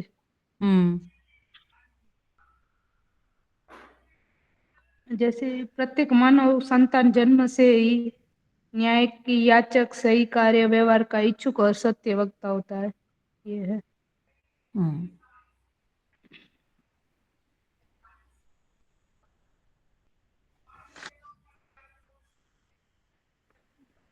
मन स्वस्थता वो है फिर मन अस्वस्थता। मानसिक, हाँ, मानसिक स्वास्थ्य। क्या है मानसिक स्वास्थ्य? जैसे अन्याय घटने के बाद न्याय एक मौलिक वस्तु है, वो वास्तविक। अन्याय घटने के बाद वो होता है, वो न्याय नहीं होता है, वो खाना पूर्ति होती है, उससे खाना पूर्ति होती नहीं है। अन्याय घटने के बाद न्याय नहीं होता है। न्याय अस्तित्व में एक मौलिक वस्तु है। न्याय का मतलब है वस्तु और सेवा की सर्वसुलभता। न्याय का मतलब है ज्ञान की सर्वसुलभता। क्योंकि बच्चे में जिज्ञासा है और सही ज्ञान यदि सर्वसुलभ नहीं है तो फिर बच्चे के साथ न्याय नहीं हो सकता। अन्याय हो गया, अब वो बच्चा जो है कुंठित हो जाएगा। ये सब हो जाता है। फिर आकांक्षाएं थी, सामान्य आकांक्षाएं और महत्वाकांक्षाएं। हाँ, रोटी कपड़ा मकान, और वो सामान्य आकांक्षा है। महत्वाकांक्षा में दूरदर्शन, दूरश्रवण और दूरगमन है।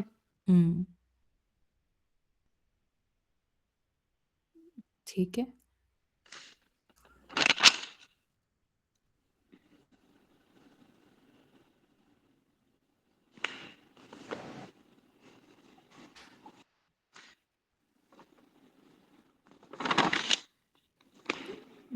मानवीय मूल्य, फिर वो सुख दुख की थी अपने पूरी मानव जाति में कामना रही, परंतु इसका पता नहीं।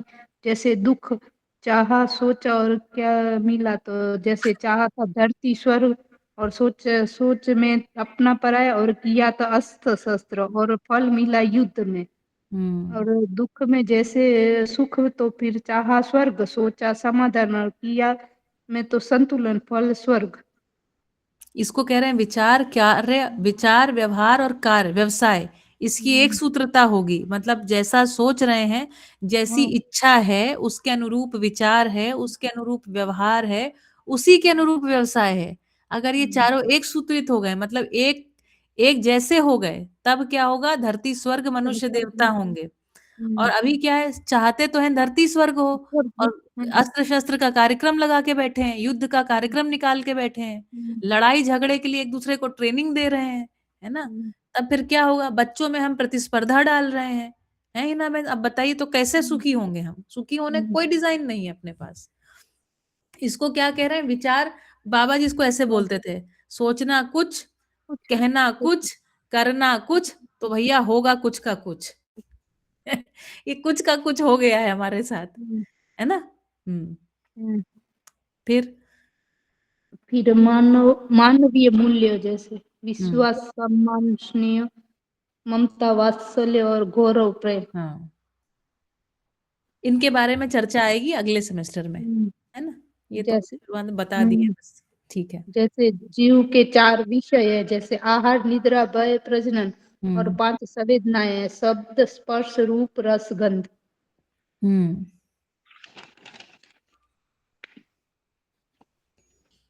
फिर धर्म आया, जिससे धर्म किसको कहते हैं उसकी व्याख्या है, जिससे जिसका विलंघीकरण संभव न हो वही उसका धर्म है। जैसे पदार्थ का धर्म है अस्तित्व, और प्राण का धर्म है अस्तित्व प्लस पुष्टि, और जीव का धर्म है अस्तित्व प्लस पुष्टि प्लस जीने की आशा, और ज्ञान का धर्म अस्तित्व प्लस पुष्टि प्लस सुखपूर्वक जीने की आशा।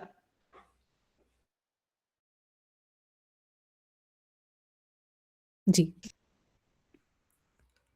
फिर खालिस्तान था व्यापक, उनको बोलते हैं। जैसे खालिस्तान व्यापक, उनके नाम है अलग अलग, अनंत, पारदर्शी, पारगामी, पूर्ण, परात्मा, परमात्मा, ईश्वर, ब्रह्म, शुद्ध, बुद्ध, अखंड। कल इसको मैं व्यापक और जीवन परमाणु, है ना, दोनों को लेकर आ जाऊंगी, मैं कल क्लास में आ जाऊंगी लेने के लिए, ठीक है? फिर वो परमाणु का है 61 अंश का छोड़ है, दीजिए, जैसे मन तो छोड़ दीजिए, उसके बाद छोड़ दीजिए इसको, ये टॉपिक को कल समझाऊंगी, और उसके बाद ही आपके ये दोनों प्रश्न आपके एग्जाम में आएंगे, व्यापक वस्तु और जीवन परमाणु, है ना? ये जब हमने समझाया था ना, तो उस तरीके से एक तो कुछ बीच में लाइट भी चली गई थी, ऐसा सब काफी ठीक से हुआ नहीं था, तो मैं सोच रही हूँ एक बार ही कर देती हूँ। और चलिए, मानव तो शरीर प्लस जीवन, वो है फिर बाद में। ठीक है। जीवन क्रियाएं है परमाणु।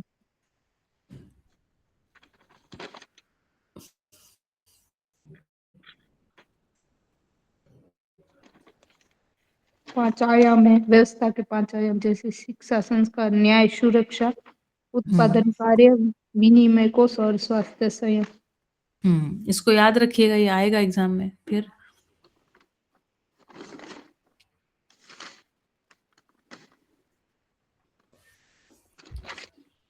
फिर आवर्तनशील खेती वाला है, वो आपने दिया था पेज, वो लिखे। ओके।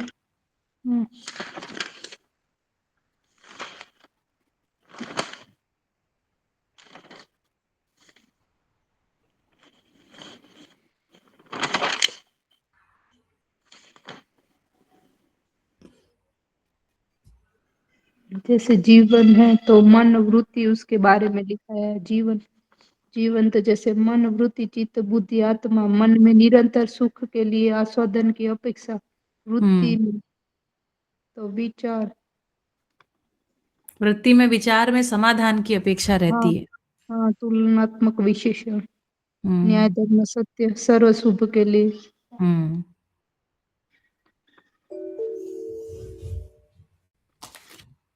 फिर एक वीडियो आपने भेजा था, वो लिखा उसके बारे में। बढ़िया। ये जो धरती पर ताप संतुलन वाला वीडियो, और वो बताया था धरती पे जो गर्मी का और वो सब, एक आचार्य प्रशांत का वीडियो था शायद, वो होगा। ठीक है, आगे बताएं। बस वही है, इतने तक लिखा है मैंने। बढ़िया बढ़िया बढ़िया, वेरी गुड। बाकी लोग बताएं अपने नोट्स से देख के जो छूट रहा हो। जिग्नेश बताएं, आपके पास अगर आपके नोट्स हो तो देखिए क्या चीज छूट रही है नोट्स में, उसको रिवाइज करा दीजिए।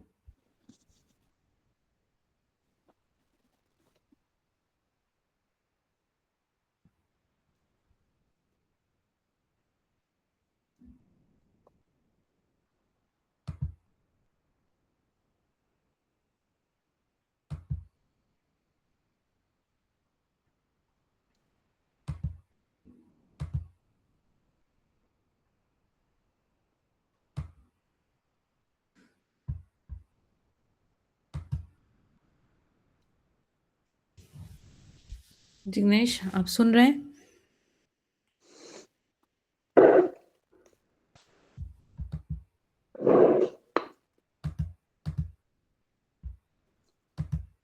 दिलुबा,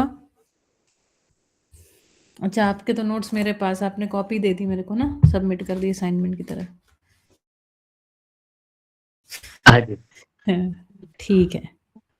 और कौन है? ऋत्विक, आपके नोट्स से कुछ छूट रहा हो तो रिवाइज करा दीजिए, कोई प्रश्न हो तो पूछ लीजिए।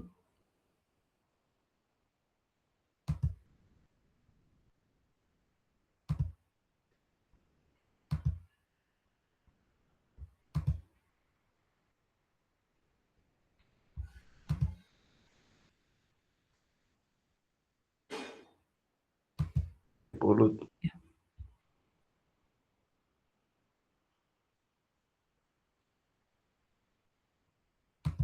दीदी ये आपने जो पीडीएफ भेजी है उसमें से असाइनमेंट लिखने का है ना?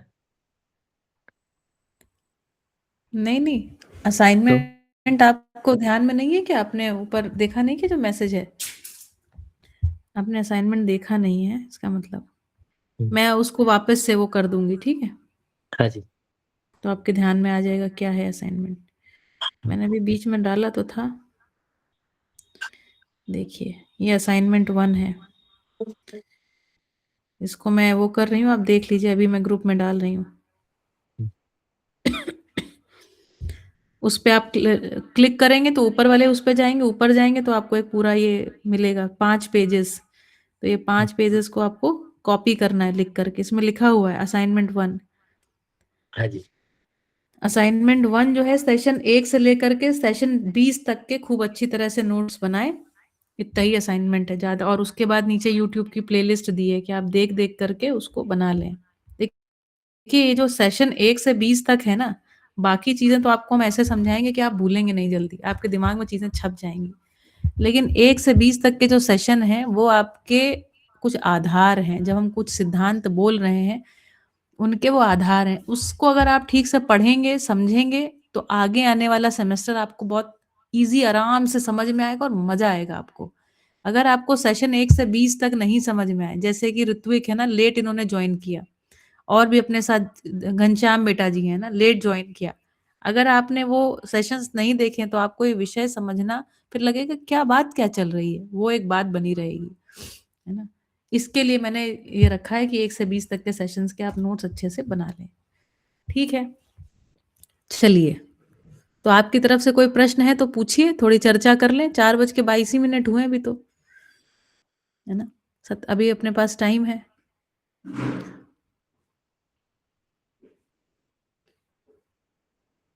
और नहीं तो कल फिर मिले, क्या करें, छुट्टी करें? ये मुझे बताइए कितने लोगों का अभी, अच्छा मुझे कल है ना फाइनल असाइनमेंट आप सभी सबमिट कर दीजिएगा, जिन्होंने असाइनमेंट सबमिट नहीं किया है। आप असाइनमेंट सबमिट करेंगे तो है ना, हम कल उसके बाद उसके मार्क्स चढ़ा देंगे, क्योंकि मार्क्स चढ़ाने हैं और भेजना है। ठीक है, तो आप लोग सबमिट कर दीजिए आपका। और किसी को एक आध दिन और चाहिए हो तो आप मुझे बता दीजिएगा, ठीक है, कि मुझे, मैं इस तारीख को सबमिट कर दूंगा। 1 ही 2 दिन ज्यादा है ना, मैंने तो बहुत लंबे, मैंने तो कब दिसंबर में आपको असाइनमेंट दे दिया था भाई, है ना? हाँ आपने तो दे दिया था सबसे लेकिन। पहले ही दे दिया था असाइनमेंट ये एक हाँ। दीदी हाँ दीदी और हाँ, एक रिक्वेस्ट है। जी जी बोलिए। जनक भाई को बताइए कि हमको पीपीटी बनाना सिखाए, वो हमको बनाना है। वो अगले सेमेस्टर में आपको ये सारी चीजें सिखाई जाएंगी, इन शॉर्ट पे नहीं, वीडियो। अभी बनाना है हमको, अभी अभी बनाना बना। है? हाँ, वो अच्छा देना है। वीरा अच्छा भाई ने कल बोला है, प्रैक्टिकल का बना के इधर फिर प्रेजेंटेशन करना है। वो अच्छा, नहीं आता, वो सिखा दे हमको थोड़ा। सिखा देंगे, अभी सिखा सकते हैं, रुकिए मैं, हम्म। है ना, मेरी क्लास तो क्योंकि हो गई है, रुकिए 1 मिनट है, मैं बताती हूँ। अरे तो आएंगे नहीं इधर भाई, जनक भाई आपके साथ? कल आएंगे, लेकिन कल मेरा व्यापक और जीवन का मैं सेशन लूंगी ना, आपको अभी सिखा देंगे, रुकिए 1 मिनट अभी आप, हाँ। है ना, नहीं तो समय नहीं मिलेगा, हम फिर व्यस्त हो जाएंगे, रुकिए। और मैडम 23 तारीख को असाइनमेंट देगा तो चलेगा, एक दिन ज्यादा। हाँ, लेकिन मैं फिर रहूंगी नहीं, अवेलेबल नहीं रहूंगी। कल मैं आऊंगी, है ना, तो कल सबमिट कर देंगे तो बढ़िया रहेगा, नहीं तो डिले हो जाएगा बेटा। ठीक है, जितना हो जाए कल चेक करवा लेना उतना, ठीक है।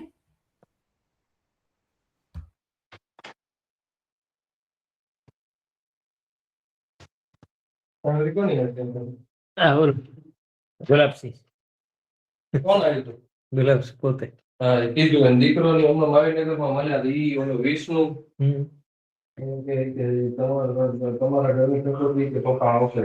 विष्णु हत હે એ તો કઈ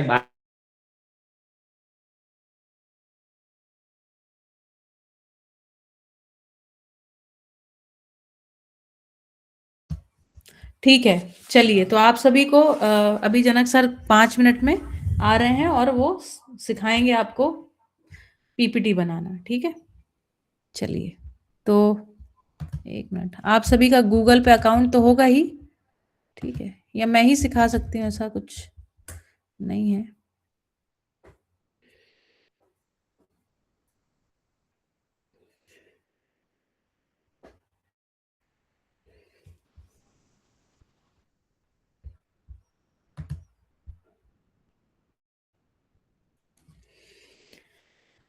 आप में से कितने लोगों को पीपीटी बनाना आता है? जरा ये भेजिए, इससे ऐसे करके मुझे बताइए कि आपको आता है तो, और नहीं आता है तो फिर सिखा दें। किसी को नहीं आता? ओके, ऋत्विक और निहार 2 लोगों को आता है, ठीक है। पूछते हैं अभी। कल मैं क्लास के लिए आ सकती हूँ, लेकिन फिर उसके बाद मेरा शेड्यूल बहुत बिजी है, तो मेरा मतलब हम दोनों का ही, तो इसलिए बाद में तो कुछ पॉसिबिलिटी नहीं होगी। चलिए मैं ही सिखा देती हूँ ना, जनक सर तक 5-10 मिनट लेंगे। तो देखिए, let me show you the tab सैन केवियस। ठीक है,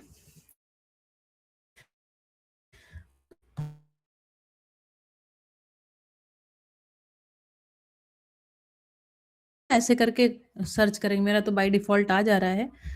ऐसे आप डालेंगे स्लाइड्स, गूगल स्लाइड्स है ना, तो गूगल स्लाइड्स डालते ही आप मतलब गूगल के उस पे स्लाइड्स डालेंगे तो आपको, मेरा तो ये ओपन है तो ऐसा ओपन हो जाएगा, नहीं तो आपको ऑप्शन आएगा, फाइल में जाएंगे, वहां पर जाकर के और न्यू पे क्लिक करेंगे, न्यू प्रेजेंटेशन, तो आपको न्यू प्रेजेंटेशन खुल जाएगा। ठीक है, दूसरा ऑप्शन आपको बता रही हूँ, ये प्लेन प्रेजेंटेशन आपका खुलेगा।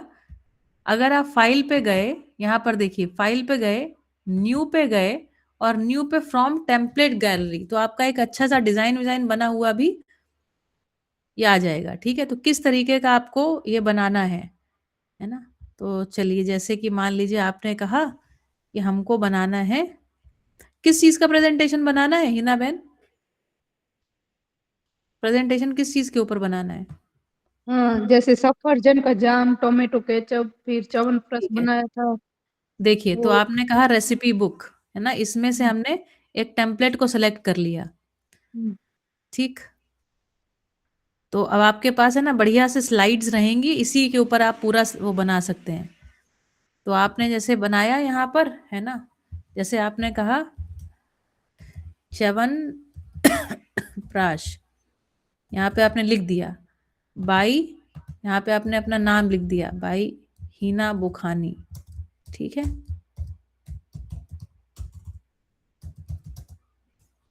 डन। ठीक, पहला स्लाइड। उसके बाद आपको इसके बारे में लिखना है, अबाउट द शेफ है ना, आपको कुछ लिखना है, तो बस यहाँ पर आपको जो लिखना है उसको लिख दिया, इसको हटा करके, यहाँ पर जो लिखना है उसको हटा के लिख दिया। तो इस तरीके से आप आगे बढ़ते जाएंगे ना, रेसिपी नेम है ना, इसमें ये सब देखा था चीजें। दीदी, दिखाई नहीं दे रहा कुछ? कुछ नहीं दिखाई दे रहा? नहीं, कुछ भी नहीं दिखाई दे रहा। अरे स्टॉप शेयरिंग, रुकिए, मोबाइल से करेंगे वो लोग, कंप्यूटर में ये लोग अपने मोबाइल में ही करेंगे। अभी बताइए, शेयर दिख रहा है कि नहीं हो रहा है? नहीं दिख रहा सर। देखिए तो सही। हाँ, अभी दिखाई दे रहा, अभी दिया। हाँ, है ना, अभी दिया।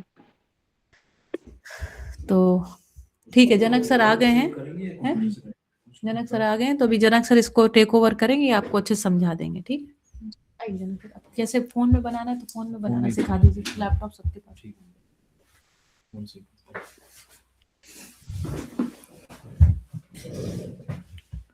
जी, सभी को नमस्ते। मैं अज्यूम करता हूँ कि सब लोगों के पास जो वो है ना फ़ोन से ही यूज़ करेंगे, तो फ़ोन के हिसाब से मैं आपको शेयर करके दिखाता हूँ। 1 सेकंड मुझको दीजिए, आप लॉगिन कर लो फोन से, वही कर रहा हूँ। और ये स्टूडेंट्स भी लॉगिन कर सकते हैं। नहीं, नहीं ठीक है। नहीं, इनको भी वो लोग बताओ कि स्लाइड्स में साथ-साथ ओपन कर लें, if they can. It be confusing but let me just try to.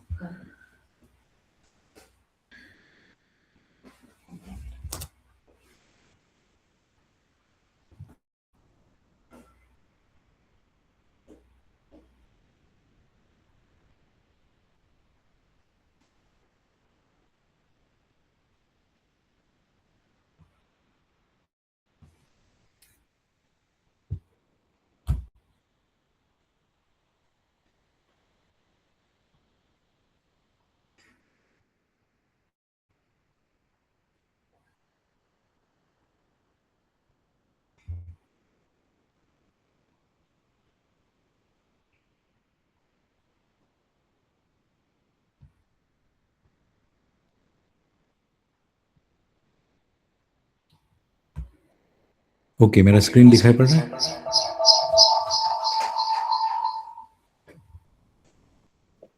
हाँ, दे रहा है। हाँ, ठीक है। तो अभी मैं है ना स्लाइड्स करके एक ऐप आता है जो गूगल का होता है, उसको मैं लॉन्च करता हूँ। तो पहले तो मेरा मोबाइल स्क्रीन सबको दिख रहा है ना? हाँ हाँ सर। जी, ठीक है। तो अभी है ना हम लोग प्ले स्टोर में जाएँगे और उसको वहाँ पर से स्लाइड्स करके एक ऐप डालेंगे, ठीक है? ओके। तो जैसे कि हम लोग प्ले स्टोर में गए, ये गूगल का ही है इसलिए ये जो है ना वो कहीं से भी आप उसको वो कर सकते हैं। ऐसे डालेंगे आप स्लाइड्स करके, तो एक गूगल स्लाइड्स करके पहला आएगा यहाँ पर, ऑरेंज कलर का आइकॉन है उसका, आप देख सकते हो उसको। तो वो अब उसको इंस्टॉल कर रहे हैं हम।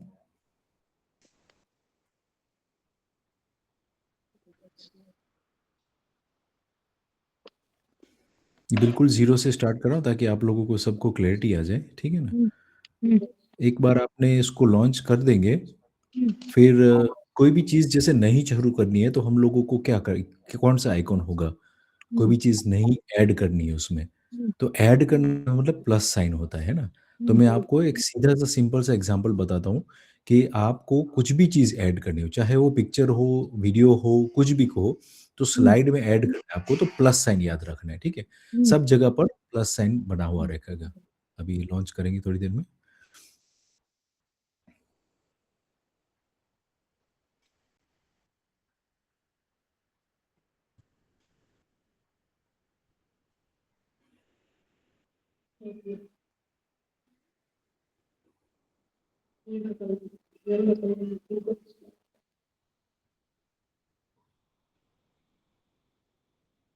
ऑरेंज कलर नहीं, पिंक नहीं।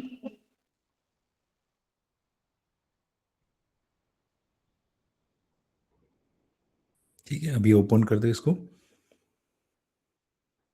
ये ओपन हो गया है। आपका जो यूज़र नेम है यहाँ से चूज़ कर लेना।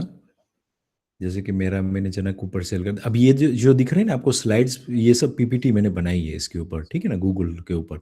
अभी हम लोगों को नया करना है, नया बनाना मतलब पीपीटी नया बनाना, तो ये आपको प्लस साइन दिख रहा है यहाँ पर, ठीक है ना? जो ऊपर-नीचे हो रहा है, वो प्लस साइन दबाया मैंने, ठीक है? अभी यहाँ पर से लिखा है न्यू प्रेजेंटेशन या चूज़ अ टेम्पलेट।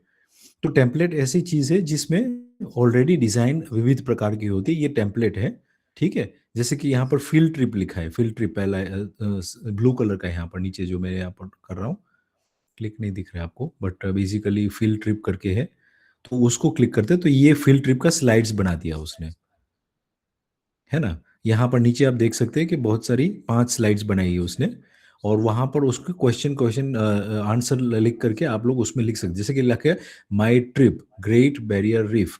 अब माय ट्रिप उसके नीचे आप लिख सकते हैं बांदा, जैसे कि बांदा का कुछ आपको बनाना है, सॉरी, ये नीचे लेना हमको कर्सर को। तो नीचे हमने ले लिया और इसको हटा दिया, उसमें लिख दिया बांदा उत्तर प्रदेश, ठीक है ना, तो यूपी लिख दिया हमने। तो ये पहला आपका स्लाइड हो गया, देख रहे हैं, माई ट्रिप बांदा यूपी। अब बाय योर नेम नीचे येलो में लिखा है, तो उसको क्लिक करेंगे हम, अभी डबल क्लिक करेंगे तो आपको बाय फिर योर नेम हटा करके आपका नाम डाल दो उसमें, है ना। तो मैंने मेरा नाम डाल दिया वहां पर। अभी ये पहली स्लाइड हो गई रेडी, समझ रहे। तो ये टेम्पलेट फायदा है, उसमें सब चीज़ें के ऑलरेडी क्वेश्चन आंसर दिए हुए। My favourite part of your trip, अभी उसमें हेडिंग लिखा है my favourite part of the trip. अब ये ऐसे ही ऐसे हेडिंग छोड़ सकते हैं या उसमें ऐड भी कर सकते हैं, है ना। और नीचे लिखा है I most enjoyed the moment where the huge turtle swam right next to me. मतलब एक बहुत वो टर्टल कहते हैं ना उसको, जैसे कछुआ होता है, वो बाजू में से गुजर के स्विम करके चला गया, वैसे लिखा है यहाँ पर। तो ऐसे एग्जाम्पल है, तो उसको आप डबल क्लिक करेंगे तो आप उसमें से एडिट भी कर सकते हो, उसको बदल दे सकते हो, और आपका हिसाब से कीबोर्ड के हिसाब से। अभी देखो यहाँ पर मैं भाषा चेंज कर रहा हूँ, तो आप हिंदी में भी लिख सकते हो वहां पर जो भी लिखना है ना। अब जो भी आपको पसंद आए वैसे आप टाइप कर सकते हो, उसमें हिंदी में भी टाइप कर पाएंगे। मैं आपको सिर्फ फंक्शन बता देता हूँ, टाइप नहीं करूँगा वरना तो पूरा स्टोरी फिर टाइम लेगा, है ना। तो मैं सिर्फ यहाँ पर लिखूँ नमस्ते। तो एक मिनट ना,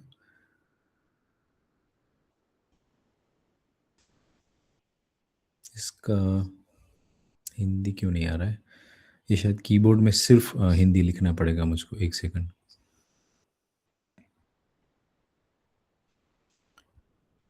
ये ड्यूल कीबोर्ड है इसलिए।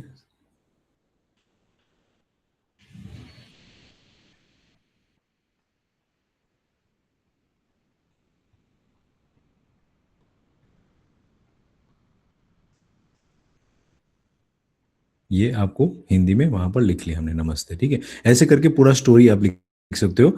अब जैसे कि आप चौथी स्लाइड पे पहुंच गए हो, उसके 5वीं स्लाइड ऐड करनी है, तो यहाँ पर एक प्लस साइन दिख रहा है नीचे, जहाँ 4 लिखा है ना, उसके बाजू में प्लस साइन, में इसको दबा रहा हूँ। तो वो पूछेगा कि कैसी टाइप की स्लाइड डालनी। तो जैसे कि ये आपको ये व्हाइट और ब्लू वाली डालनी है। व्हाइट और ब्लू में क्या होगा, यहाँ पर पिक्चर होगा, तो ये पिक्चर में हम लोगों को double click to add text. अभी हमको टेक्स्ट नहीं डालना है, तो इसको कट कर देंगे हम। और देखो ऊपर एक बीच में जो है प्लस साइन है बीच में ऊपर, तो उसको क्लिक करेंगे हम। मैं फिर से दिखा रहा हूँ, यहाँ पर दिख रहा है आपको, जो ऊपर देखो बीच में प्लस साइन में दबा रहा हूँ 2-3 बार, तो वो प्लस साइन करेंगे और उसमें यहाँ पर लिख रहा है तीसरा में लिखा है इमेज। अब इमेज में जाएंगे फ्रॉम कैमरा, तो अभी जो कैमरा में जो है उसमें से जितने भी आपने फोटो लिए फॉर एग्जाम्पल, तो वो आपको शूट कर सकते हैं, लेकिन हम लोगों को तो फोटोज में से लेना है। तो इमेज में जाएंगे हम और फ्रॉम फोटोज लेंगे। तो ये जो फोटोज है उसको हम लोग चूज कर सकते हैं। जैसे कि ये फोटो है हम लोग ने यूज किया, तो ये फोटो यहाँ पर हमने रख दिया, ठीक है। अब उसके बारे में यहाँ पर लिख पाएंगे जो भी लिखना है आपको। जैसे कि ये भगवान का फोटो है, तो हम लोग लिखेंगे जय स्वामिनारायण लिखेंगे फॉर एग्जाम्पल, ठीक है। तो ये आपने ऐसे करके एक स्लाइड बना दी। तो ऐसे करके प्लस साइन यूज करना है आपको। और बेसिक पिक्चर्स मैंने आपको दिखा दिया कैसे डालना है, बेसिक टेक्स्ट कैसे डालना है।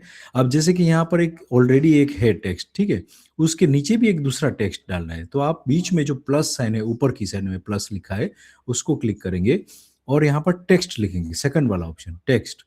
तो टेक्स्ट वाला ऑप्शन लिखेंगे तो ऐसा लाइन आ जाएगा। तो आप उसको सही जगह पर बड़ा छोटा करके रख सकते हो और उसको पूरा का पूरा यहाँ पर ले आ सकते हो।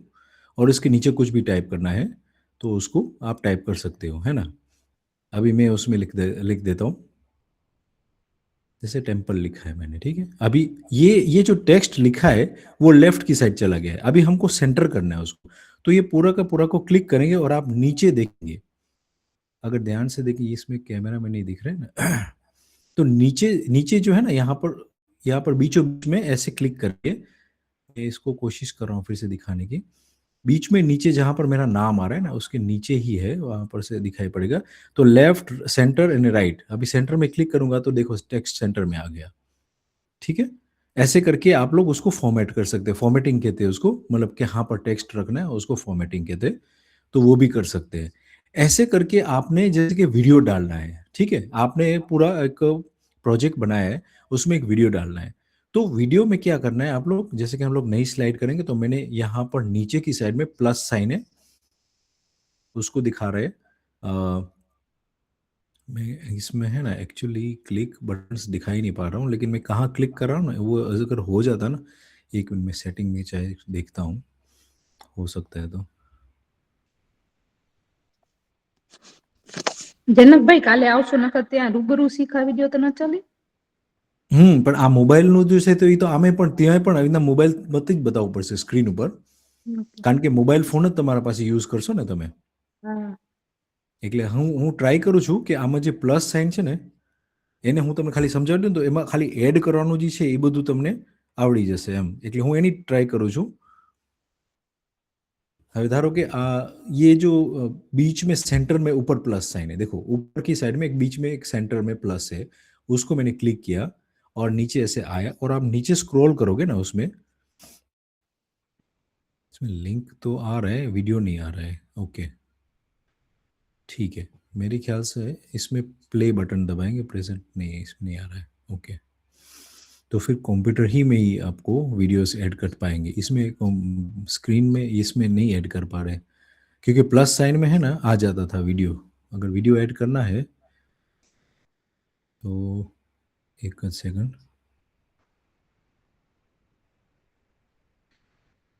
મને ફોટો હાલશે કીધું છે। इमेज फोटोज में क्लिक करेंगे अगर तो फिर मेरे ख्याल से वीडियोस नहीं डाल सकते, सिर्फ फोटो ही डाल सकते हैं।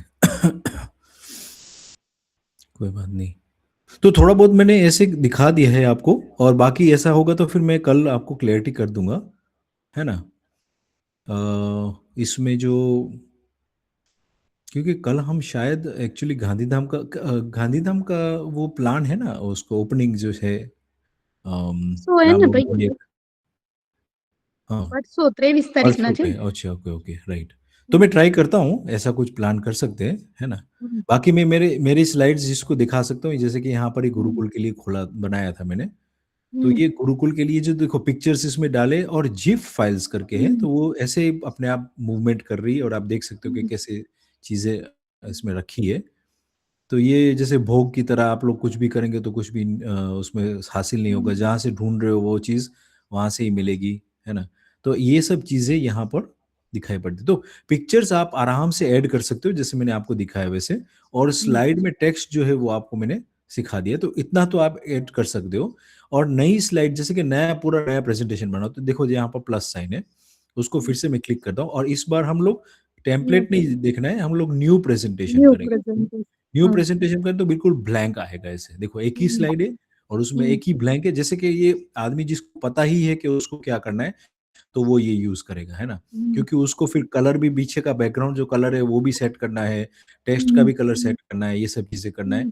तो ये जैसे कि यहाँ पर लिखा है मैंने, यहाँ पर हेलो लिखता हूँ, अभी ये हेलो हेलो जो है उसको हम लोगों को कलर बदलना है फॉर एग्जाम्पल, तो ये यहाँ पर मैं सेट कर देता हूँ इसको, इसमें स्पेलिंग का एरर आ गया। अभी ये बाहर क्लिक कर दे, ये इसको क्लिक करके यहाँ पर नीचे आपको दिखेगा नहीं, इसको मैं बोल्ड कर देता हूँ, मतलब थिक कर दिया मैंने। उसके बाद एक पेन के जैसा आइकॉन है, यहाँ पर है ना मेरा नाम आ रहा है, वहां पर ऐसे नीचे की साइड में ही है, वो शायद मेरे को आना ही पड़ेगा वहां पर ऐसे दिखाने के लिए। लेकिन ये पेन का आइकॉन को क्लिक करेंगे तो विविध तरह के कलर्स भी आ जाते हैं, मैंने ग्रीन किया तो ग्रीन आ सकता है, ब्लू तो ब्लू आ सकता है ऐसे। अच्छा ये हाईलाइट कर रहा है ना, तो ये हाईलाइट का कलर है। अभी इसमें आप अगर फॉन्ट का कलर रखना है अगर, तो फिर आप लोग को करना पड़ेगा, उसके बी के बाजू में ए लिखा है, तो ए मतलब फॉन्ट का कलर हो गया, ये फॉन्ट का कलर चेंज हो रहा है, बैकग्राउंड का कलर जो है वो वही रह रहा है, देखो फॉन्ट का कलर ऑरेंज कर दिया, ब्लैक कर दिया, फिर से वापस, तो ये फॉन्ट का कलर है। तो ये नीचे की लाइन में सब चीजें आपके फोन में है। आप अगर इस चीज को एक्सप्लोर करेंगे तो काफी इजी है एक तरह से। ये बैकग्राउंड का कलर हमको बदलना है, जैसे कि बैकग्राउंड का कलर पिंक कर देना है, तो ये पिंक कर दिया हमने, ठीक है। ऐसे करके आप उसको कलर्स दे सकते हैं। पर ये सब चीजें में कॉम्प्लिकेशन नहीं करना है, तो आप इसमें न्यू में जा करके टेम्पलेट ही यूज करिए, तो उसमें सबसे इजी आपका हो जाएगा।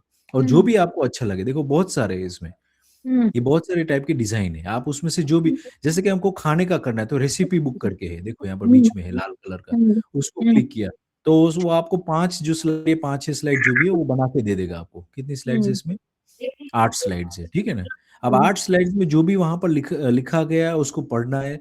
Simple snacks by your name, अभी देखो सिंपल स्नैक्स की जगह पर आप लिख सकते हो जैम मेकिंग, फिर आपको आपका नाम लिखना है नीचे, और यहाँ पर फर्स्ट सेकंड वाले इसमें जाएंगे अबाउट द शेफ, मतलब आपके बारे में, जो शेफ के बारे में, या कौन से इंग्रेडिएंट्स डालना है, तो आप उसको वहां पर डबल क्लिक करके, इसको डबल क्लिक करके वहां पर लिख सकते हो, ऊपर डबल क्लिक करके उसको बदल सकते हो, इसको डबल क्लिक करेंगे, 2 बार क्लिक करेंगे तो उसको बदल सकते हो। फिर जब सही लगे आपको तो ऊपर देखो ब्लू कलर का टिक मार्क है, राइट लेफ्ट हैंड साइड में ब्लू कलर का टिक मार्क है, उसको टिक मार्क कर दिया तो वो एक्सेप्ट कर लेगा, फिर से ब्लू वाला तो एक्सेप्ट कर देगा। अच्छा, अभी ये रेडी हो गया फॉर एग्जांपल, ठीक है। तो यहाँ पर तीसरा बटन है ऊपर की साइड में, प्ले जैसा बटन दिख रहा है, तो वो प्ले करेंगे तो वो दिखाई पड़ेगा कि आपको कैसे प्ले करना है इसको। तो इसमें लिखना है हमको present on a new meeting, present on schedule, present on the connected display. तो ये पहला वाला क्लिक करेंगे तो ये पूरा का पूरा पीपीटी की तरह चालू हो जाता है और ये पीपीटी रन होता है। आप जब भी क्लिक करेंगे तो वो नेक्स्ट स्लाइड में जाएगा, नेक्स्ट स्लाइड में जाएगा, ऐसे करके पूरा पीपीटी चल रहा है।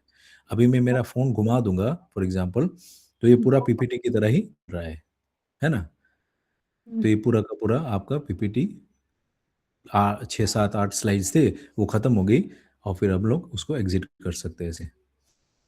तो ये तो 2-3 बटन्स मैं आपको सिखा दिए, उसके साथ एक्सपेरिमेंट कीजिए एटलीस्ट, और आप उसको ट्राई करके देख लीजिए, तब तक हम लोग कल फिर मिल सकते हैं। इसमें पीपीटी में जितना आप समझ रहे हो उतना कॉम्प्लिकेटेड नहीं है, 3 चीजें होती है इसमें, एक तो पिक्चर होता है, दूसरा वीडियो होता है और टेक्स्ट होता है, ठीक है ना। तो ये 3 चीजों को आप लोगों को ये माइंड में रखना है कि कैसे हम लोग इसको यूज करके इसमें हम डाल सकते हैं। कल जो है मैं आपको ऐसे समझाऊंगा कि हम लोग कैसे वीडियोस भी डाल सकते हैं इसमें, और वो वीडियो डाल करके कैसे हम लोग उसको अच्छे से पीपीटी बनाने के लिए यूज कर सकते हैं। जैसे कि ये बायोस्फीयर में मैंने पीपीटी बनाया है, उसमें ये सब चीजें तो चल रही है, ठीक है। इसमें बीच में हमने वीडियो डाला है, फॉर एग्जाम्पल एंथ्रोपोलॉजी के बाद सन एंड द, ये सब पिक्चर्स आ रहे हैं, देखो पिक्चर सब लोड हो रहे हैं क्योंकि वो सब पिक्चर्स बड़ी बड़ी साइज के हैं, तो इसलिए सब लोड होने में टाइम लग रहा है। अभी मैं ढूंढ रहा हूँ वीडियो जहाँ पर रखा है मैंने, ताकि आपको दिखा दूँ कि कैसे पीपीटी में भी अच्छे से वीडियो डालने के बाद कितना अच्छा वो उसका फीलिंग आ जाती है। एक सेकंड, जितना भी इंटरनेट से आप अच्छे से क्वालिटी में पिक्चर उठाओगे ना वो भी अच्छा है। अच्छा, ये भी बात है कि आपको ये पिक्चर उठाने के टाइम पे क्या देखना है, ठीक है, तो वो भी मैं आपको दिखा देता हूँ। जैसे कि ये इसके नीचे कहाँ गया, ये जो बच्चा जो बेल रहा है ना, ये वीडियो नहीं है, ये जिफ फाइल कहते हैं इसको, ये भी कल समझाऊंगा कि क्या होता है। ये एक वीडियो है जो लूप हो रहा है, लेकिन एक्चुअली है ना दृश्य ही है, पिक्चर ही है, लेकिन उसमें 10-15 स्लाइड्स बार बार रिपीट हो रही है ना, तो उसको जिफ फाइल कहते हैं, GIF फाइल। तो वो भी मैं आपको दिखा दूंगा। ये सब जिफ फाइल्स है, देखो ये रिपीट हो रही है, सब जितना भी वीडियो है ना वो रिपीट हो रहा है, तो वो एक्चुअली वीडियो नहीं है। असल में वीडियो जो होता है वो कंटिन्यूसली लंबा प्ले होता है, ये सब जिप फाइल्स है, तो वो भी आपका प्रेजेंटेशन को अच्छा बना सकती है। बाकी ये सब जो है पिक्चर्स लगाए गए, इसमें कुछ वीडियो रखा ही नहीं है। देखो अमुक पीपीटी में कि अच्छे बनाने के लिए ऐसा भी जरूरी नहीं कि वीडियोस हो, लेकिन मैं आपको दिखा दूंगा ये भी कैसे करते हैं। बट अभी तो क्या होगा, वो रन ही नहीं हो पाएगा, आपको कैसे ऐड करना है वो शायद कंप्यूटर में ऐड हो पाएगा, एक ये प्रॉब्लम भी है, फोन से शायद ऐड नहीं हो पाता है। हम लोग देखते हैं अभी क्या है उसका सिचुएशन।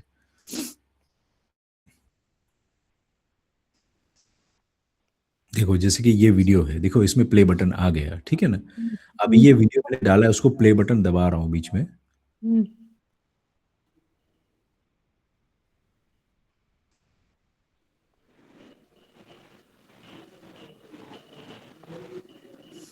अभी इस फोन में ही प्ले नहीं हो रहा। मैंने है ना ये पीपीटी उसमें बनाया था, प्रेजेंट टू प्ले।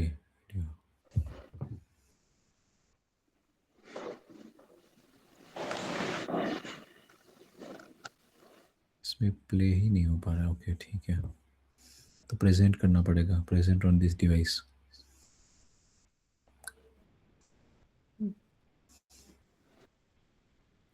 अभी देखो जैसे यहाँ पर लिखा है प्ले वीडियो,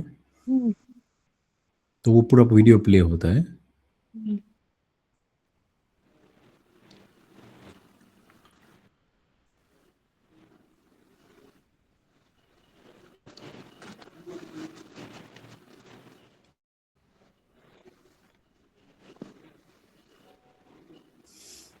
टाइम ले रहा है, कोई बात नहीं। अभी को तो मैं जस्ट समराइज कर देता हूँ, बहुत इसमें कॉम्प्लिकेटेड नहीं करना है हमको। जस्ट आप एक नया स्लाइड शो ले लो, उसमें से नया में से प्लस दबा के आप उसमें से टेम्पलेट ले लो एक, और टेम्पलेट में से आप स्टूडेंट सर्टिफिकेट है, प्रोटोटाइपिंग प्रेजेंटेशन है, पिच, आप उसमें से मैं आपके लिए गाइड करता हूँ कि कौन सा ले आप, है ना। कलर्स के हिसाब से भी ले सकते हैं, आपको जो भी अच्छा लगे।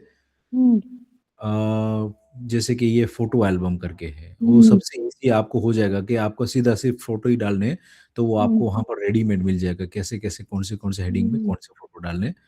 और फिर आपको सिर्फ उसको वहां पर जा करके ये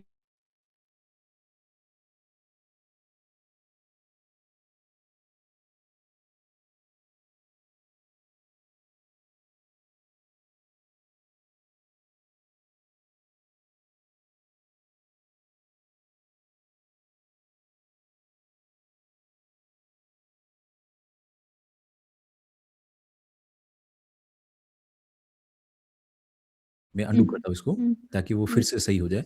पिक्चर को ऑलवेज यहाँ पर कोने में से खींचना है, ताकि वो पूरा का पूरा जो है वो उसका उसका रेशियो कहते हैं, उसका रेशियो बरकरार रहे। अभी ये रेशियो बरकरार रह रहा है, ठीक है ना, ताकि उसका लंबाई और चौड़ाई जो वो बरकरार रहे। अगर आपको कट करना है इसको, जैसे कि मान लो कि इसको सिर्फ ये नीलकंठ वर्णी बीच लेफ्ट साइड में वही रखना है, तो यहाँ पर तीसरा आइकॉन है पेन, जो नीचे दिख रहा है ना, सब मेरा नाम के नीचे पेन है, सबसे नीचे आप स्क्रीन में देखिए, उसमें सेकंड वाला है ऑप्शन, वहां पर आप कट हो गया, मेरा नाम उसके ऊपर आ गया, उसको मैं क्लिक करता हूँ तो क्रॉप आ जाता है। अब क्रॉप आ जाएगा तब ऐसी लाइंस दिखेगी, काली लाइंस, तो ऐसे करके आप कट कर सकते हो। देखो वहां पर जो नदी थी वो कट हो गई, तो इसको क्रॉपिंग कहते हैं। ये भी आपको दिखा दूंगा। अब जैसे कि ऊपर भी टेक्स्ट लिखा है वो भी हटा देना, वो भी कट कर देना है। यहाँ पर वो जो थोड़ा सा वो तिलक है वो भी हटा देना है, सिर्फ नीलकंठ वर्णी जैसे कि रखना है, इतना रख दिया। ठीक है, अब ये मेरे को सही लग रहा है, तो मैं क्या कर रहा हूँ उसको अरे सॉरी, अंडू करना पड़ेगा। अब ये सही लग रहा है, तो मैं ब्लू कलर का टिक मार्क ऊपर है, देखो उसको क्लिक कर दिया, तो वो इतना ही पिक्चर वहां पर आ गया, तो इसको क्रॉपिंग कहते हैं। फिर से गड़बड़ हो गई, तो अंडू करते हैं, है ना। अंडू के लिए ब्लू टिक के बाजू में ही है, लेफ्ट और राइट एरो जा रहे हैं ऊपर की साइड में, देखिए उसको मैं क्लिक करता हूँ। देखो फिर से मैं क्लिक कर रहा हूँ ब्लू कलर का, तो उसमें अंडू और रीडू आएगा, तो आपको अंडू करना है ताकि वो सही हो जाए। अभी मुझको उसको हटाना है, तो बीच में बिल्कुल क्लिक करके उसको ऐसे रख देना है, यहाँ पर रख दिया, फिर इसको थोड़ा सा बड़ा कर दिया, है ना। तो हम लोगों ने साइज के हिसाब से वहां पर पीपीटी में सेट कर दिया। तो ऐसे करके इसको इसको एक तरह का एडिटिंग कह सकते हैं, कि आपने इसको पिक्चर को एडिट कर दिया, ये साइज सेट हो गई, ठीक है ना। तो ये ऐसे तरह की भी आपको पिक्चर्स सेट कर सकते हैं। और टेक्स्ट ऐड करने के लिए मैंने आपको बता दिया, टेक्स्ट जो आपको कीबोर्ड के हिसाब से हिंदी टाइप करेंगे, वो आप एक बार इसमें से डबल क्लिक करेंगे और आपका कीबोर्ड चेंज करेंगे यहाँ से, तो आपको गुजराती में, हिंदी में, जो भी आपको, हालांकि मेरे ख्याल से मैम आपको हिंदी में ही कहेंगे, तो हिंदी में ही रखेंगे। सब लोगों को हिंदी के साथ तो प्रॉब्लम नहीं है ना नहीं, લખને में? હમણાં ગુજરાતીમાં બનાવવાનું છે। ઠીક છે, તો હા એકદમ કરીએ। તમને તમને લેંગ્વેજમાં જે છે એ અહીંયાથી તમે કીબોર્ડમાંથી મને લાગે તમારા ફોનમાંથી ચૂઝ કરી શકશો છો। તો એ આપણે લોંગ પ્રેસ કરીને આપણે ગુજરાતીમાં ટાઈપ કરશું, જે કાંઈ થાય ટાઈપ થાય છે।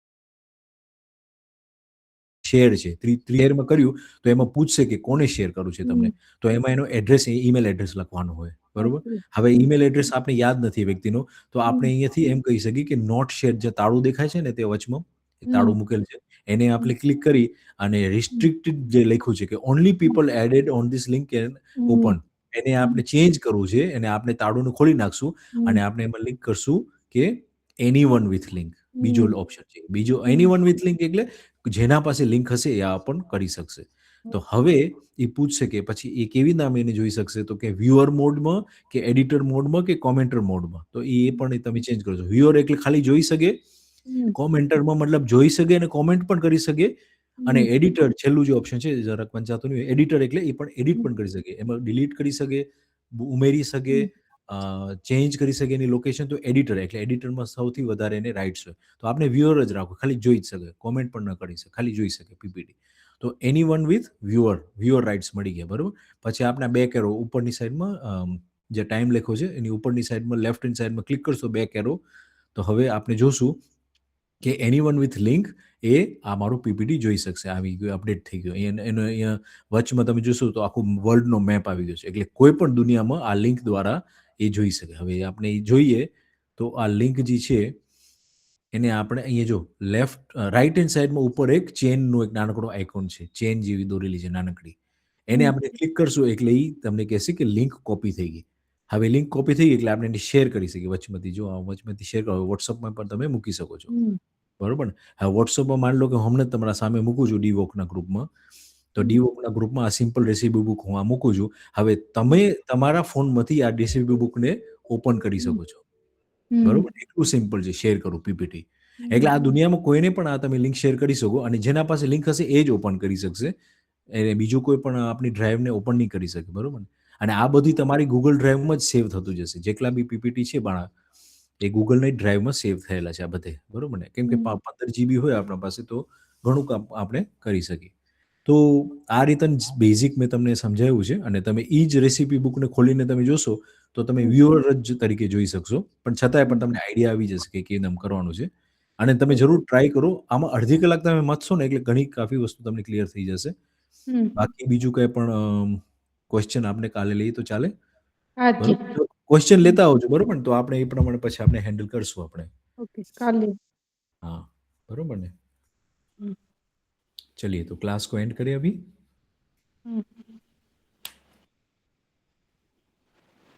ठीक है, काले पानो काय पण क्वेश्चन हसे तो लेसु, बरोबर. ओके. ओके, चलो, नमस्ते.